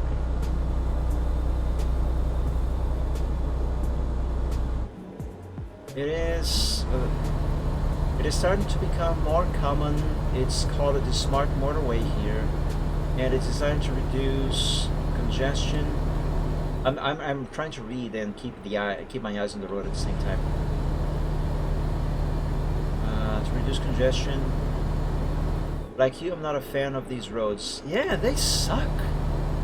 However, there's still a lot of roads with the conventional exit lane. Oh, exit lane, you mean. So just to see if I got this, if I am getting this straight. What you're saying that is becoming more common is for the exit to have an extra lane created just for it instead of reusing the right lane. Is that right? So is that what you're saying, that in Europe it is becoming more common for them to do it like it is done in the United States, or is it becoming more common the other way around, where instead of making a new lane just for the exit, it is becoming more common to reuse this lane here, the right lane, for the exit? Like this next exit, for example, on Europe. There, see how there's another lane there for the exit? This is so much better. On Europe, that would not happen. In Europe, this lane here would have become that exit over there, and I would be forced to change to the left lane. I hate that so much. And another gripe that I have with that is that it is so inconsistent, because most of the roads do that, so you kind of get used to that, but then you come by one intersection with an exit rather that doesn't do that, where it actually has an extra lane just for the exit, So you preemptively change lanes to the left one, expecting that you will be forced to make this change, and then you come to it and you feel cheated. You feel like a stupid goose because you come to it and you see that you didn't actually would have to do that, and you say to yourself, "Are you serious? I changed lane for no reason." I hate that as well. I hate it. Also, that bridge with the river there, that looks awesome. Can I go there? I want to go there. But yeah, learn how to make roads, Europe. Come on. I'm not sure about Europe, but it's starting to become more common to reuse the hard shoulder as an exit lane, normal driving lane. Yeah, I think that is what I'm saying. Have something specifically for the exit. Cut off the hard shoulder and turn the hard shoulder into another lane for the exit, but stop touching on the right lane. Leave it be. For the love of Jesus. My God, learn how to make roads. Crap. I'm criticizing mostly Europe, but I have to say, in real life here in my city, we have an avenue that does it. There is an overpass on this avenue going to the oldest mall, in the city. How many lanes is that avenue? I think it's 3 lanes in each direction. Yes, it is 3 lanes. There's this overpass, and the rightmost lane becomes the exit into the overpass. There was this one evening when it was raining super hard. I could barely see outside of the windshield. It was also rush hour, so traffic was a nightmare. And I was driving on the right lane most, with that heavy rain, hard to see, traffic was nightmarish. I had no room on my right to change lanes to the center lane, and I had to go straight. I had to keep going past the overpass, not to take the exit. I had to go beyond that. And I didn't realize, I forgot about that exit there, or maybe I didn't really know about it. I cannot remember. It's been a minute. But anyway, when I realized there was the lane that I was in was going to become the exit, it was either too late to it wasn't too late to change lanes. I still could change lanes before the exit, but the problem is, because traffic was so heavy and my visibility was very low, and I do remember there was another car right next to my left, I could not change lanes, so I accidentally was forced to take the exit, and I had to drive around a very long area to make my way back to the route I was supposed to actually be driving on.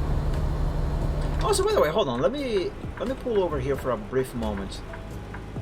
I just saw something on a hill, and that killed at least 38 people between 2014 and 2019. Wait, what killed that many people on that time span? What is that? What is happening here? SCS software, fix your game. What is going on here? Smart motorways. Oh. Wait, what exactly is the deal with smart motorways? I mean, it's not exactly the void. It's just like... It's like the terrain has been heavily scorched in an extremely symmetrical and precise manner. I don't know, maybe some dragon was practicing here. I don't know. Take it easy there, Mike. Thank you, you too. Enjoy your trip. Yep. But I'm not exactly familiar with smart motorways, Ash. Are they the ones that reuse, I mean, that make an extra, not an extra, are they the ones that make a specific lane for the exits? Or are those the ones that reuse the driving lane as the exit and you have to change to the other lane to keep going?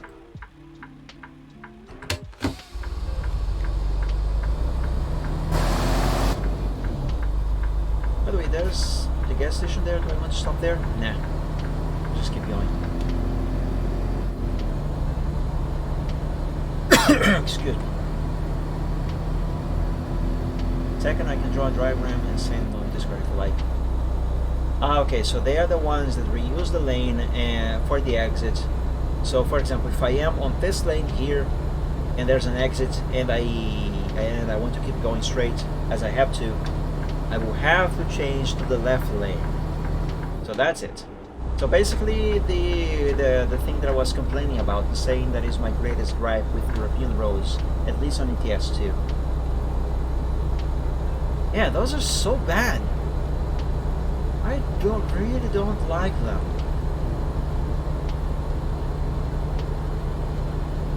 They're really, really bad. And I'm going to say I am glad I'm not the only one who has issues with them. But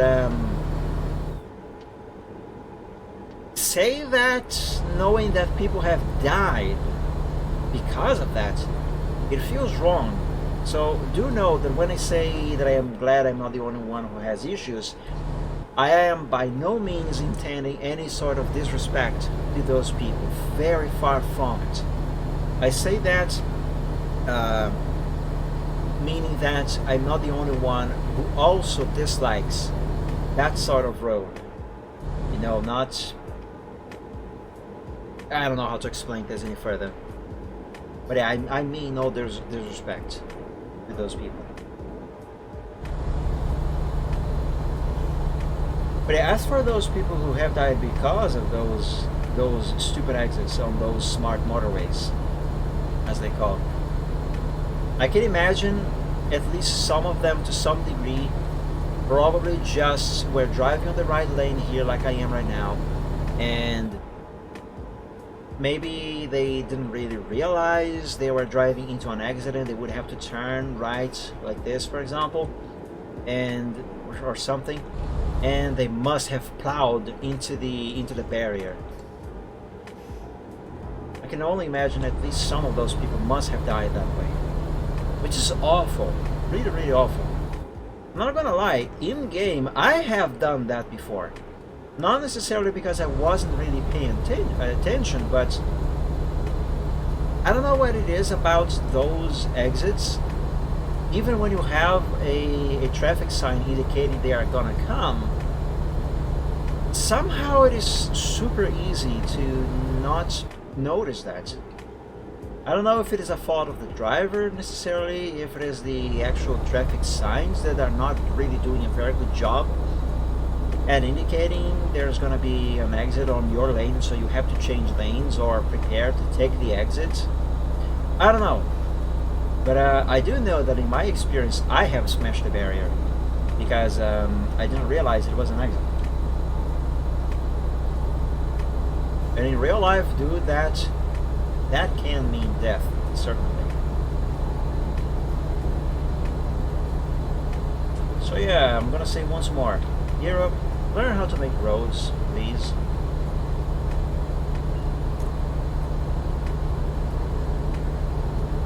And the only reason why I am not going to say the same for Brazil, which is my home country, is because I have not been on a road trip in a few decades. So, and I really do not remember how our roads are here. I don't remember how our roads network system functions. I don't remember if they reuse lanes for the exits like Europe does. I don't know if they make new lanes for the exits like the United States does. I really don't remember. I really don't. Am I gonna have to stop on the way station? I am not gonna have to. Yay! That sounded so silly. Excuse me. There is an exit coming up though. Oh, I don't have to indicate. It's not actually an exit. It's just the road itself. Nice.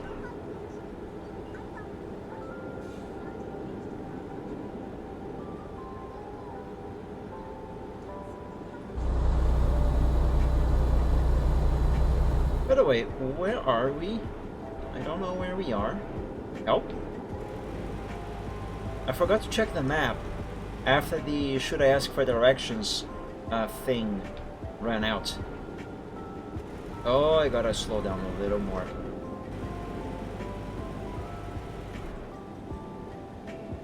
I'm gonna do a thing here. Hold on. Actually, not really gonna do the thing. I will pull over, quick save, and I will look at the thing. I promise to you guys, the temptation to just drive into here at full speed into this emergency exit is real. I almost did it actually.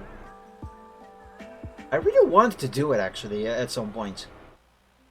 Every time I drive through past one of these, I tell myself I want to do that, but I also don't want to interrupt my journey. But someday I'm gonna come back here and do it, and then I never do it. So having said that, I'm gonna come back here sometime and do it. And I'm never gonna come back here, am I? Where are we? We are near Pendleton. It looks like I did not get myself lost after all. There we go. You tried, Ash. You tried. Truck runaway ramp. That's what these are called. I've done on ATS. Would you like to know more about that emergency ramp? Sure. We have those here in my country as well. I think every country, or at least most countries, have those anyway. They are literal lifesavers for truckers. And possibly small vehicles as well, on occasion. But obviously, mostly for trucks.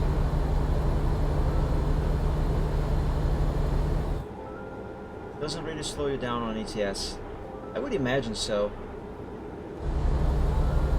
Because I don't think Prism 3D simulates how can I say it? Dirt grounds exactly, and how the wheels interact with those. It kind of does when it rains. It makes them slippery, but to actually slow down a vehicle, not exactly. Just a bumpy road. Yeah, I would imagine so. I still want to do that at some point though. And then smash the truck at the very top of the thing. I'm not gonna do that on stream, obviously. And if I do, it's gonna be on single player, not on multiplayer.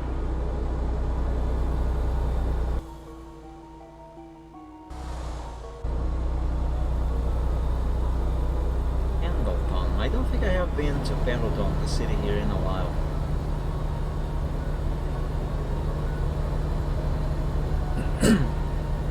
Let's see, what is my sleep meter and the ETA?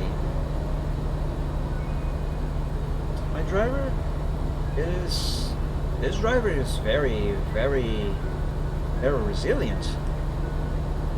On Euro Truck Simulator, I would have needed to sleep by now at least another 3 times. Seriously. Anyway, it's about 7 hours to finish this trip.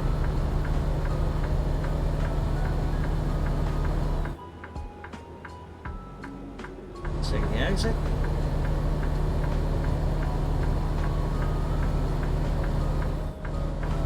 We're getting close, guys. We're getting very close.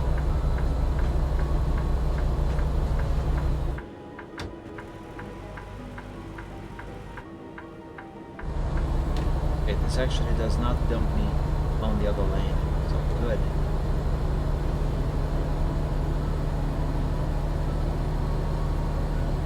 Always got to be careful with exits like that it just came out of, because sometimes they dump you into another lane which you have to yield to. You got to be careful with that, you know, if there is traffic. Nice, I don't have to stop here on this way station. Thank you very much, game. I super appreciate it. Where are we? Hey, we are in Washington already. I didn't realize. Look how close we are, guys, to the final destination. Nice. Set the diagram. Let's have a look. Slowly have a look, because most of my attention is here. On the road.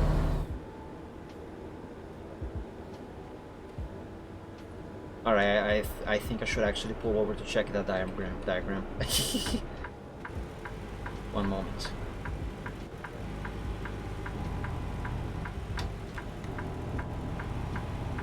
Don't mind the handwriting. Oh, believe me, I'm pretty sure I won't. My handwriting is definitely worse than yours. Actually, sometimes I joke when I have to sign something like a delivery. I joke and I say that if my handwriting becomes any worse, I'm gonna have to go to medicine school and become a doctor. Alright, let's see this. Let's share the screen so everyone can see. Oops. That was the wrong button. I accidentally just run an ad. I'm sorry, everyone. That was, I promise you, it was an accident. This is what I meant to do. The red part represents the hard shoulder used for emergencies.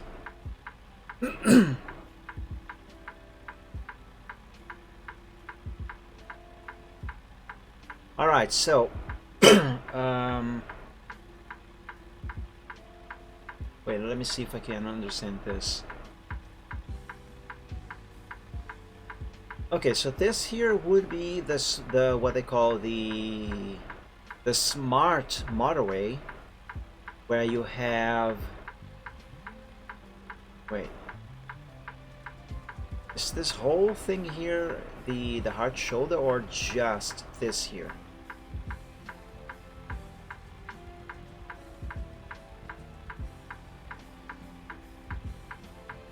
Left is the conventional, just the red bit. Okay, so this line here is just separating which kind of road each one is. Okay, so let's ignore this line going in the middle. So you have the hard shoulder here. It gets cut off, and the new lane, sort of a new lane, comes into existence, and then you have the exit. And if you are driving on the right lane here, just keep going forward. So this should be the smart motorway that you were talking about earlier, I believe. Correct me if I am wrong. While over here, you have 3 lanes where one of them becomes the exit. Oh no, it's written down here. Oh, I'm stupid. My bad. I wasn't paying attention. What does it say over here? Okay, I'm sorry, but actually I'm having some troubles reading this here in quotations. This says smart motorway. Oh, stupid motorway. Okay, so this here is more like the west ones. I'm gonna assume, right? Where no wait, but this is a three lanes road where one lane gets reused. I mean, it becomes the exit, and if you are driving here, you have to change the lanes to keep going forward. Well, either way, I don't know. In a way, I kind of prefer this style here, because so you don't have to change to another lane to keep going forward. You just have to bear in mind that you are going to have an exit, that you have to change lanes to your right to take. While here, if you are driving on the right lane, as most slow vehicles will, for example, then you will have to change lanes. Like what I believe is the ideal thing. Let's open paint. Is I should type here on the game so I don't get automatically kicked by the server. So you have a road, right? And let's use orange actually. No, let's keep going with black. Let's say you have here 3 lanes.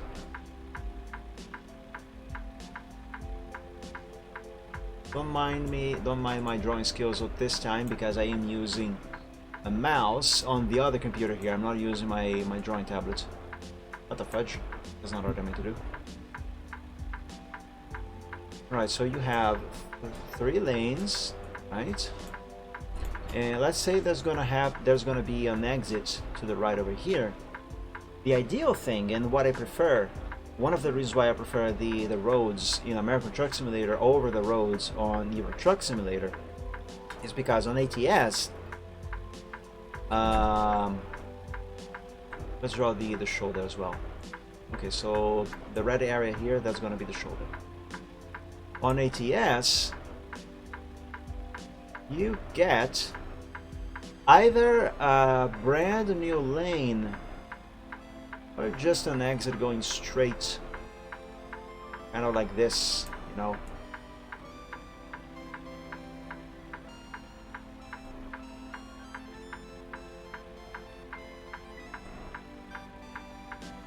Kind of like this, and also the shoulder usually ends way before the exit itself. Let's increase the size of this eraser a little bit.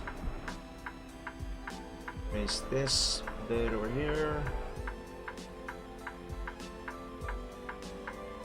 This.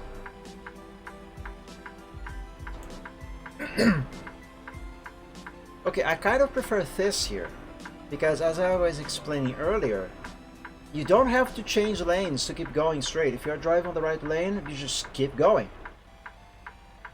No, my truck is fully stopped. There, it's fully stopped. Oh, hold on. Oh no, never mind. I thought the audio of the stream here was active, so maybe that's what you would be hearing. Never mind. Also, by the way, this music just stopped. Let's play the next playlist. So yeah, I kind of prefer this because you don't have to change lanes at all. If you want to take the exit, just bear in mind you are coming to the exit and take the turn instead of just keep going. Yeah, I prefer this, unlike on European roads where the lane you are driving on becomes this exit. And there's another thing that I also don't like about many European roads is some of them kind of sort of do this, but where would be the continuation of your lane is actually blocked by stripes, meaning that you officially, quote unquote officially, oops, meaning that legally, that's the word that I'm looking for. Meaning that legally, you cannot drive here. In other words, this is not a lane. I also don't like this. It's usually more safe, in my opinion. I'd say it's kind of arguable. Because I mean, what exactly is the greatest threat that this model here really imposes? People on the shoulder? I mean, I did notice on Euro Truck Simulator the shoulder just keeps going as far as the start of the exit goes, but on ATS, I could be remembering wrong, but the shoulder actually ends before the exit. In any case, let's go back to the game. Like, I think we are nearby one of those, are we?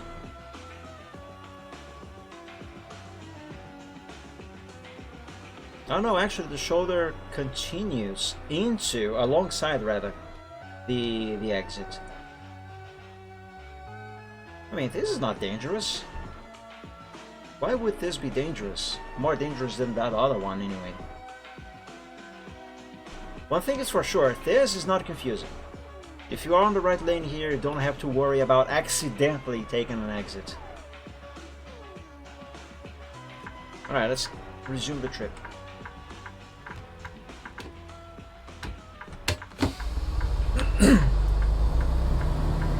Comment the diagram you drew. You mean the...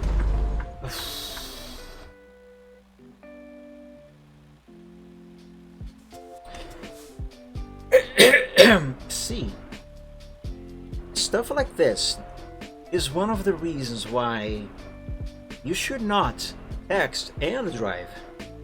Right now, I was looking at the chat to read and I didn't realize I was this close to hitting. Oops. Oh my god. I did not realize I was this close to the barrier.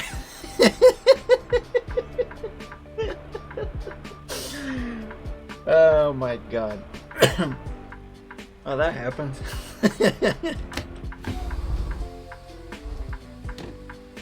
This is fine. I even lost track of what I was saying.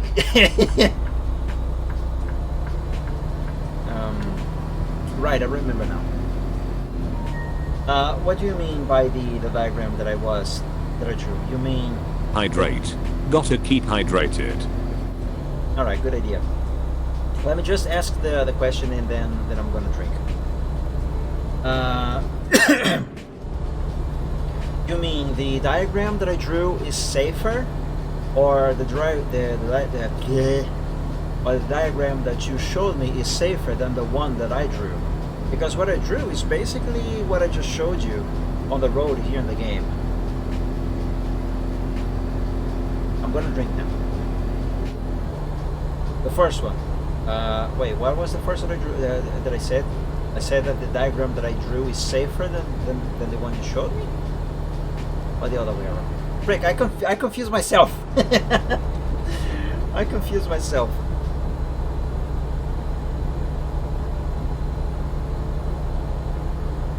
Oh, I need this drink. I'm gonna drink on somewhere. I'm confused. I'm sorry. Well, I'm gonna say that the one that I drew is safer. My mistake on the diagram that I drew was the shoulder. I didn't draw the shoulder correctly. The shoulder actually follows along the exit lane, as we saw here in the game when I used the developer camera. And if I recall correctly, on Euro Truck Simulator, the lane actually ends at the start of the exit, and that is what I think is dangerous. Not the shoulder following along, like here for example. See how the shoulder follows along this exit here? That is not dangerous.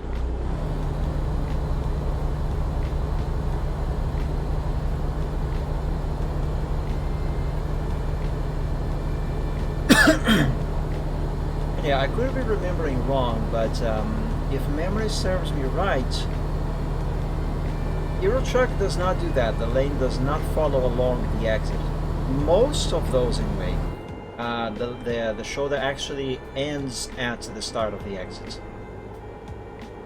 and that I think might be a bit dangerous. Even so, only to some extent.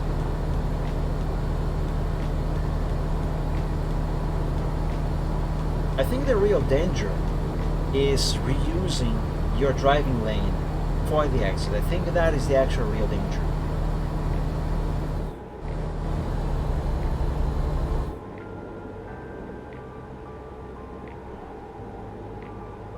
Where are we?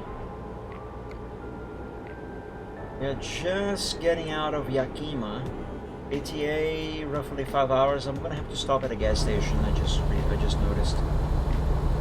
Yeah. We're gonna stop on the next gas station.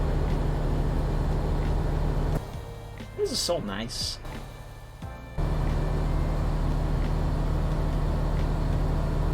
Too fast. There we go. I saved the day.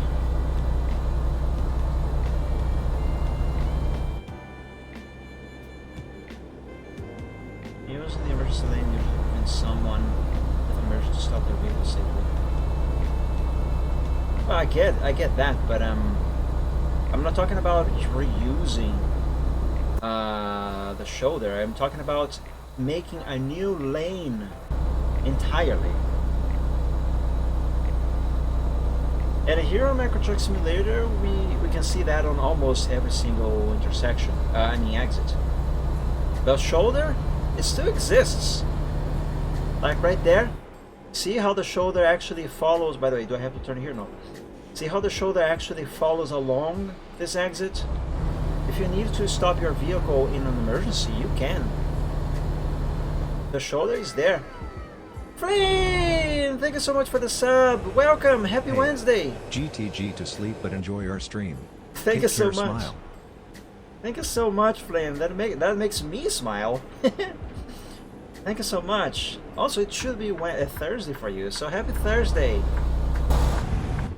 Yeah, thank you so much for the sub. That is super, super appreciated. Oh, you're going to go. Oh my God, my tongue, please. You're headed to bed now. So in that case, first, thank you so much for the sub. Thank you for enjoying. That makes me happy. Have a very good night of sleep. I imagine you just came out of your shift as well, so you must be super, super tired. So enjoy your sleep. Have a very good rest.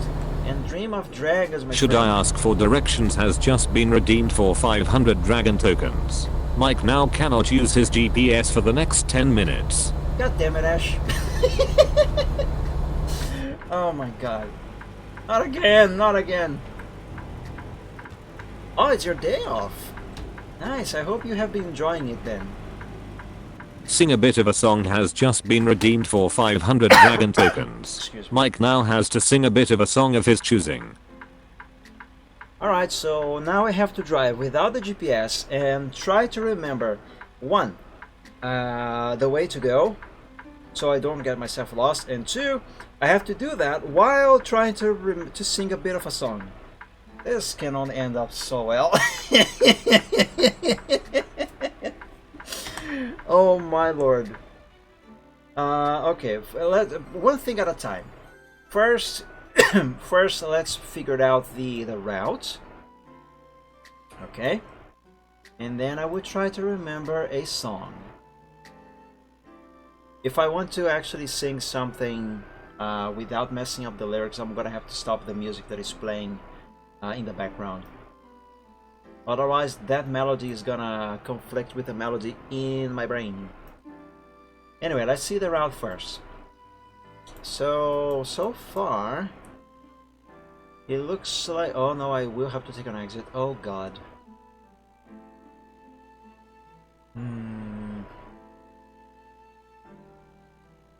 Okay. So, on the way, there's going to be one exit. I am supposed to take the second exit, heading towards Everett.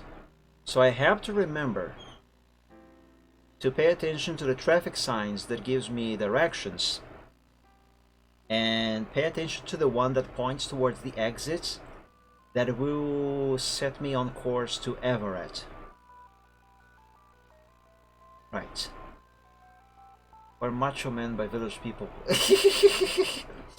The only bit that I know from that song is the is the bit that everyone knows that says "Macho, Macho Man."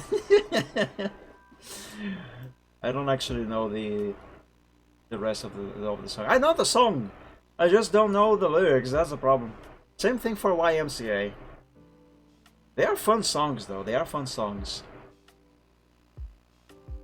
Okay, so after I take this exit, just keep going forward. Oh my god. And I'm gonna have to take another exit just before Bellingham. Well, not necessarily. If I accidentally miss this exit here, I can actually make my way into Bellingham and drive to the destination using the secret road that is here. That is actually super fun. So that is something that I might end up doing accidentally on purpose.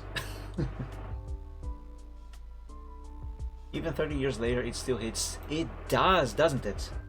And mind you, I am a straight guy. I have no doubts about my sexual orientation, but I really enjoy those songs as well. They're fun. They're very, very catchy too. Actually, if I'm not mistaken, only a couple of the people of the guys in that band were actually gay. Nothing against, obviously. To each their own. Don't get lost, Mike. Oh, shut up, Ash. I'm just kidding. Excuse me.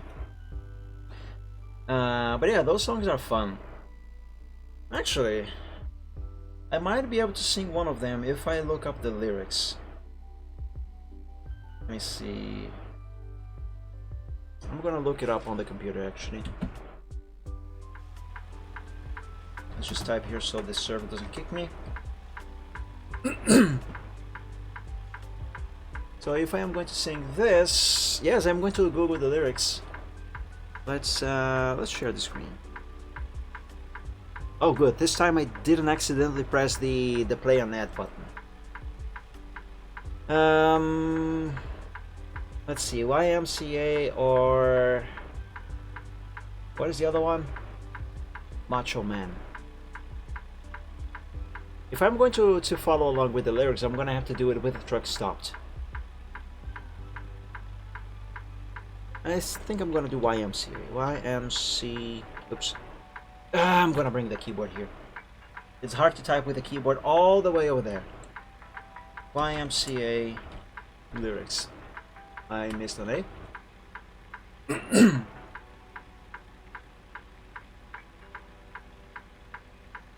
Alright, let's see. Let's pause the music here. I don't remember what YMCA stands for, but I do recall that a YMCA is like some sort of institution for young people that offers activities and sports, that sort of stuff. We have things like that here in Brazil as well. Those are very good places, especially for people for young people who are not in school or don't have much else to do outside of school. And cheap housing too as well, yes. It's a very good thing. Excuse me.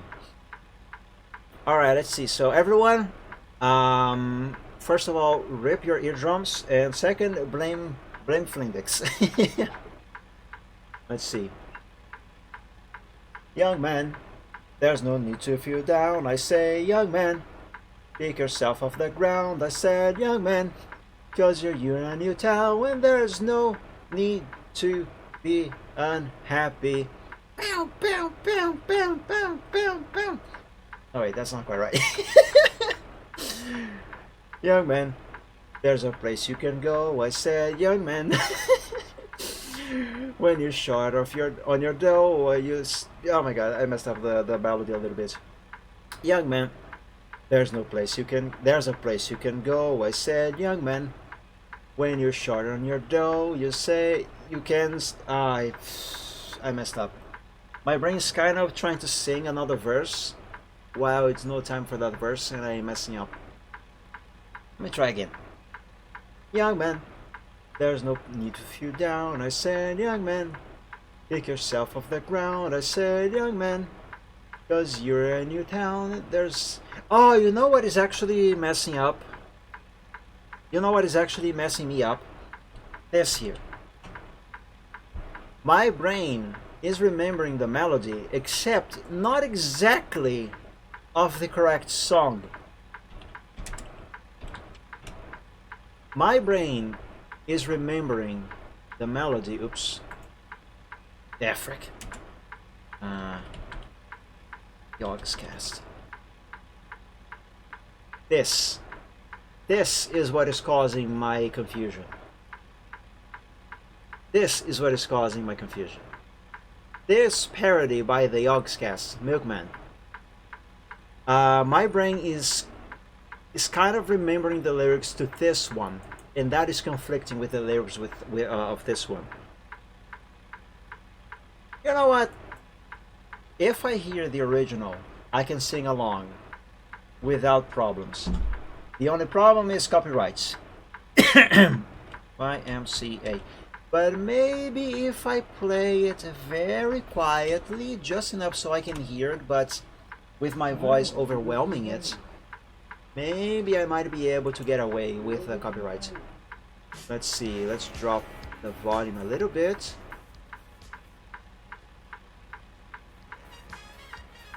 I hope you guys can still hear it as well. Excuse me. Young man, there's no need to feel down, I said, young man. Too high. Pick yourself off the ground, I said, young man. 'Cause you're in a new town, there's no need to be unhappy, young man.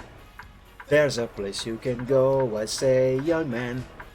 When you're short on your dough, you can stay here, stay there. And there, I'm sure you... I'm still messing up. I tried hard, and you guys saw. So let's just skip to... It's fun to stay at the YMCA. It's fun to stay at the YMCA. They have everything for you. Okay, at this part I actually don't know how to sing. I mean, it's not that hard.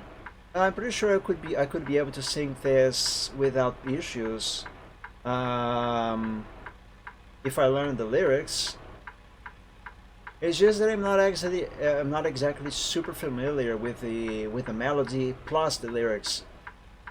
And plus, as I said, there's also the issue here that my brain is mistaking this song, the original, for the parody here. This one.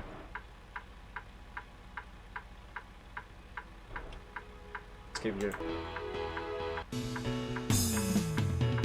Milkman, there's no need to feel down, I say, Milkman. Get your feet off the ground, I say, Milkman. Yeah, this one. I'm not going to play the whole thing, but if you guys would like to check that one out, it's Milkman by the Yogscast.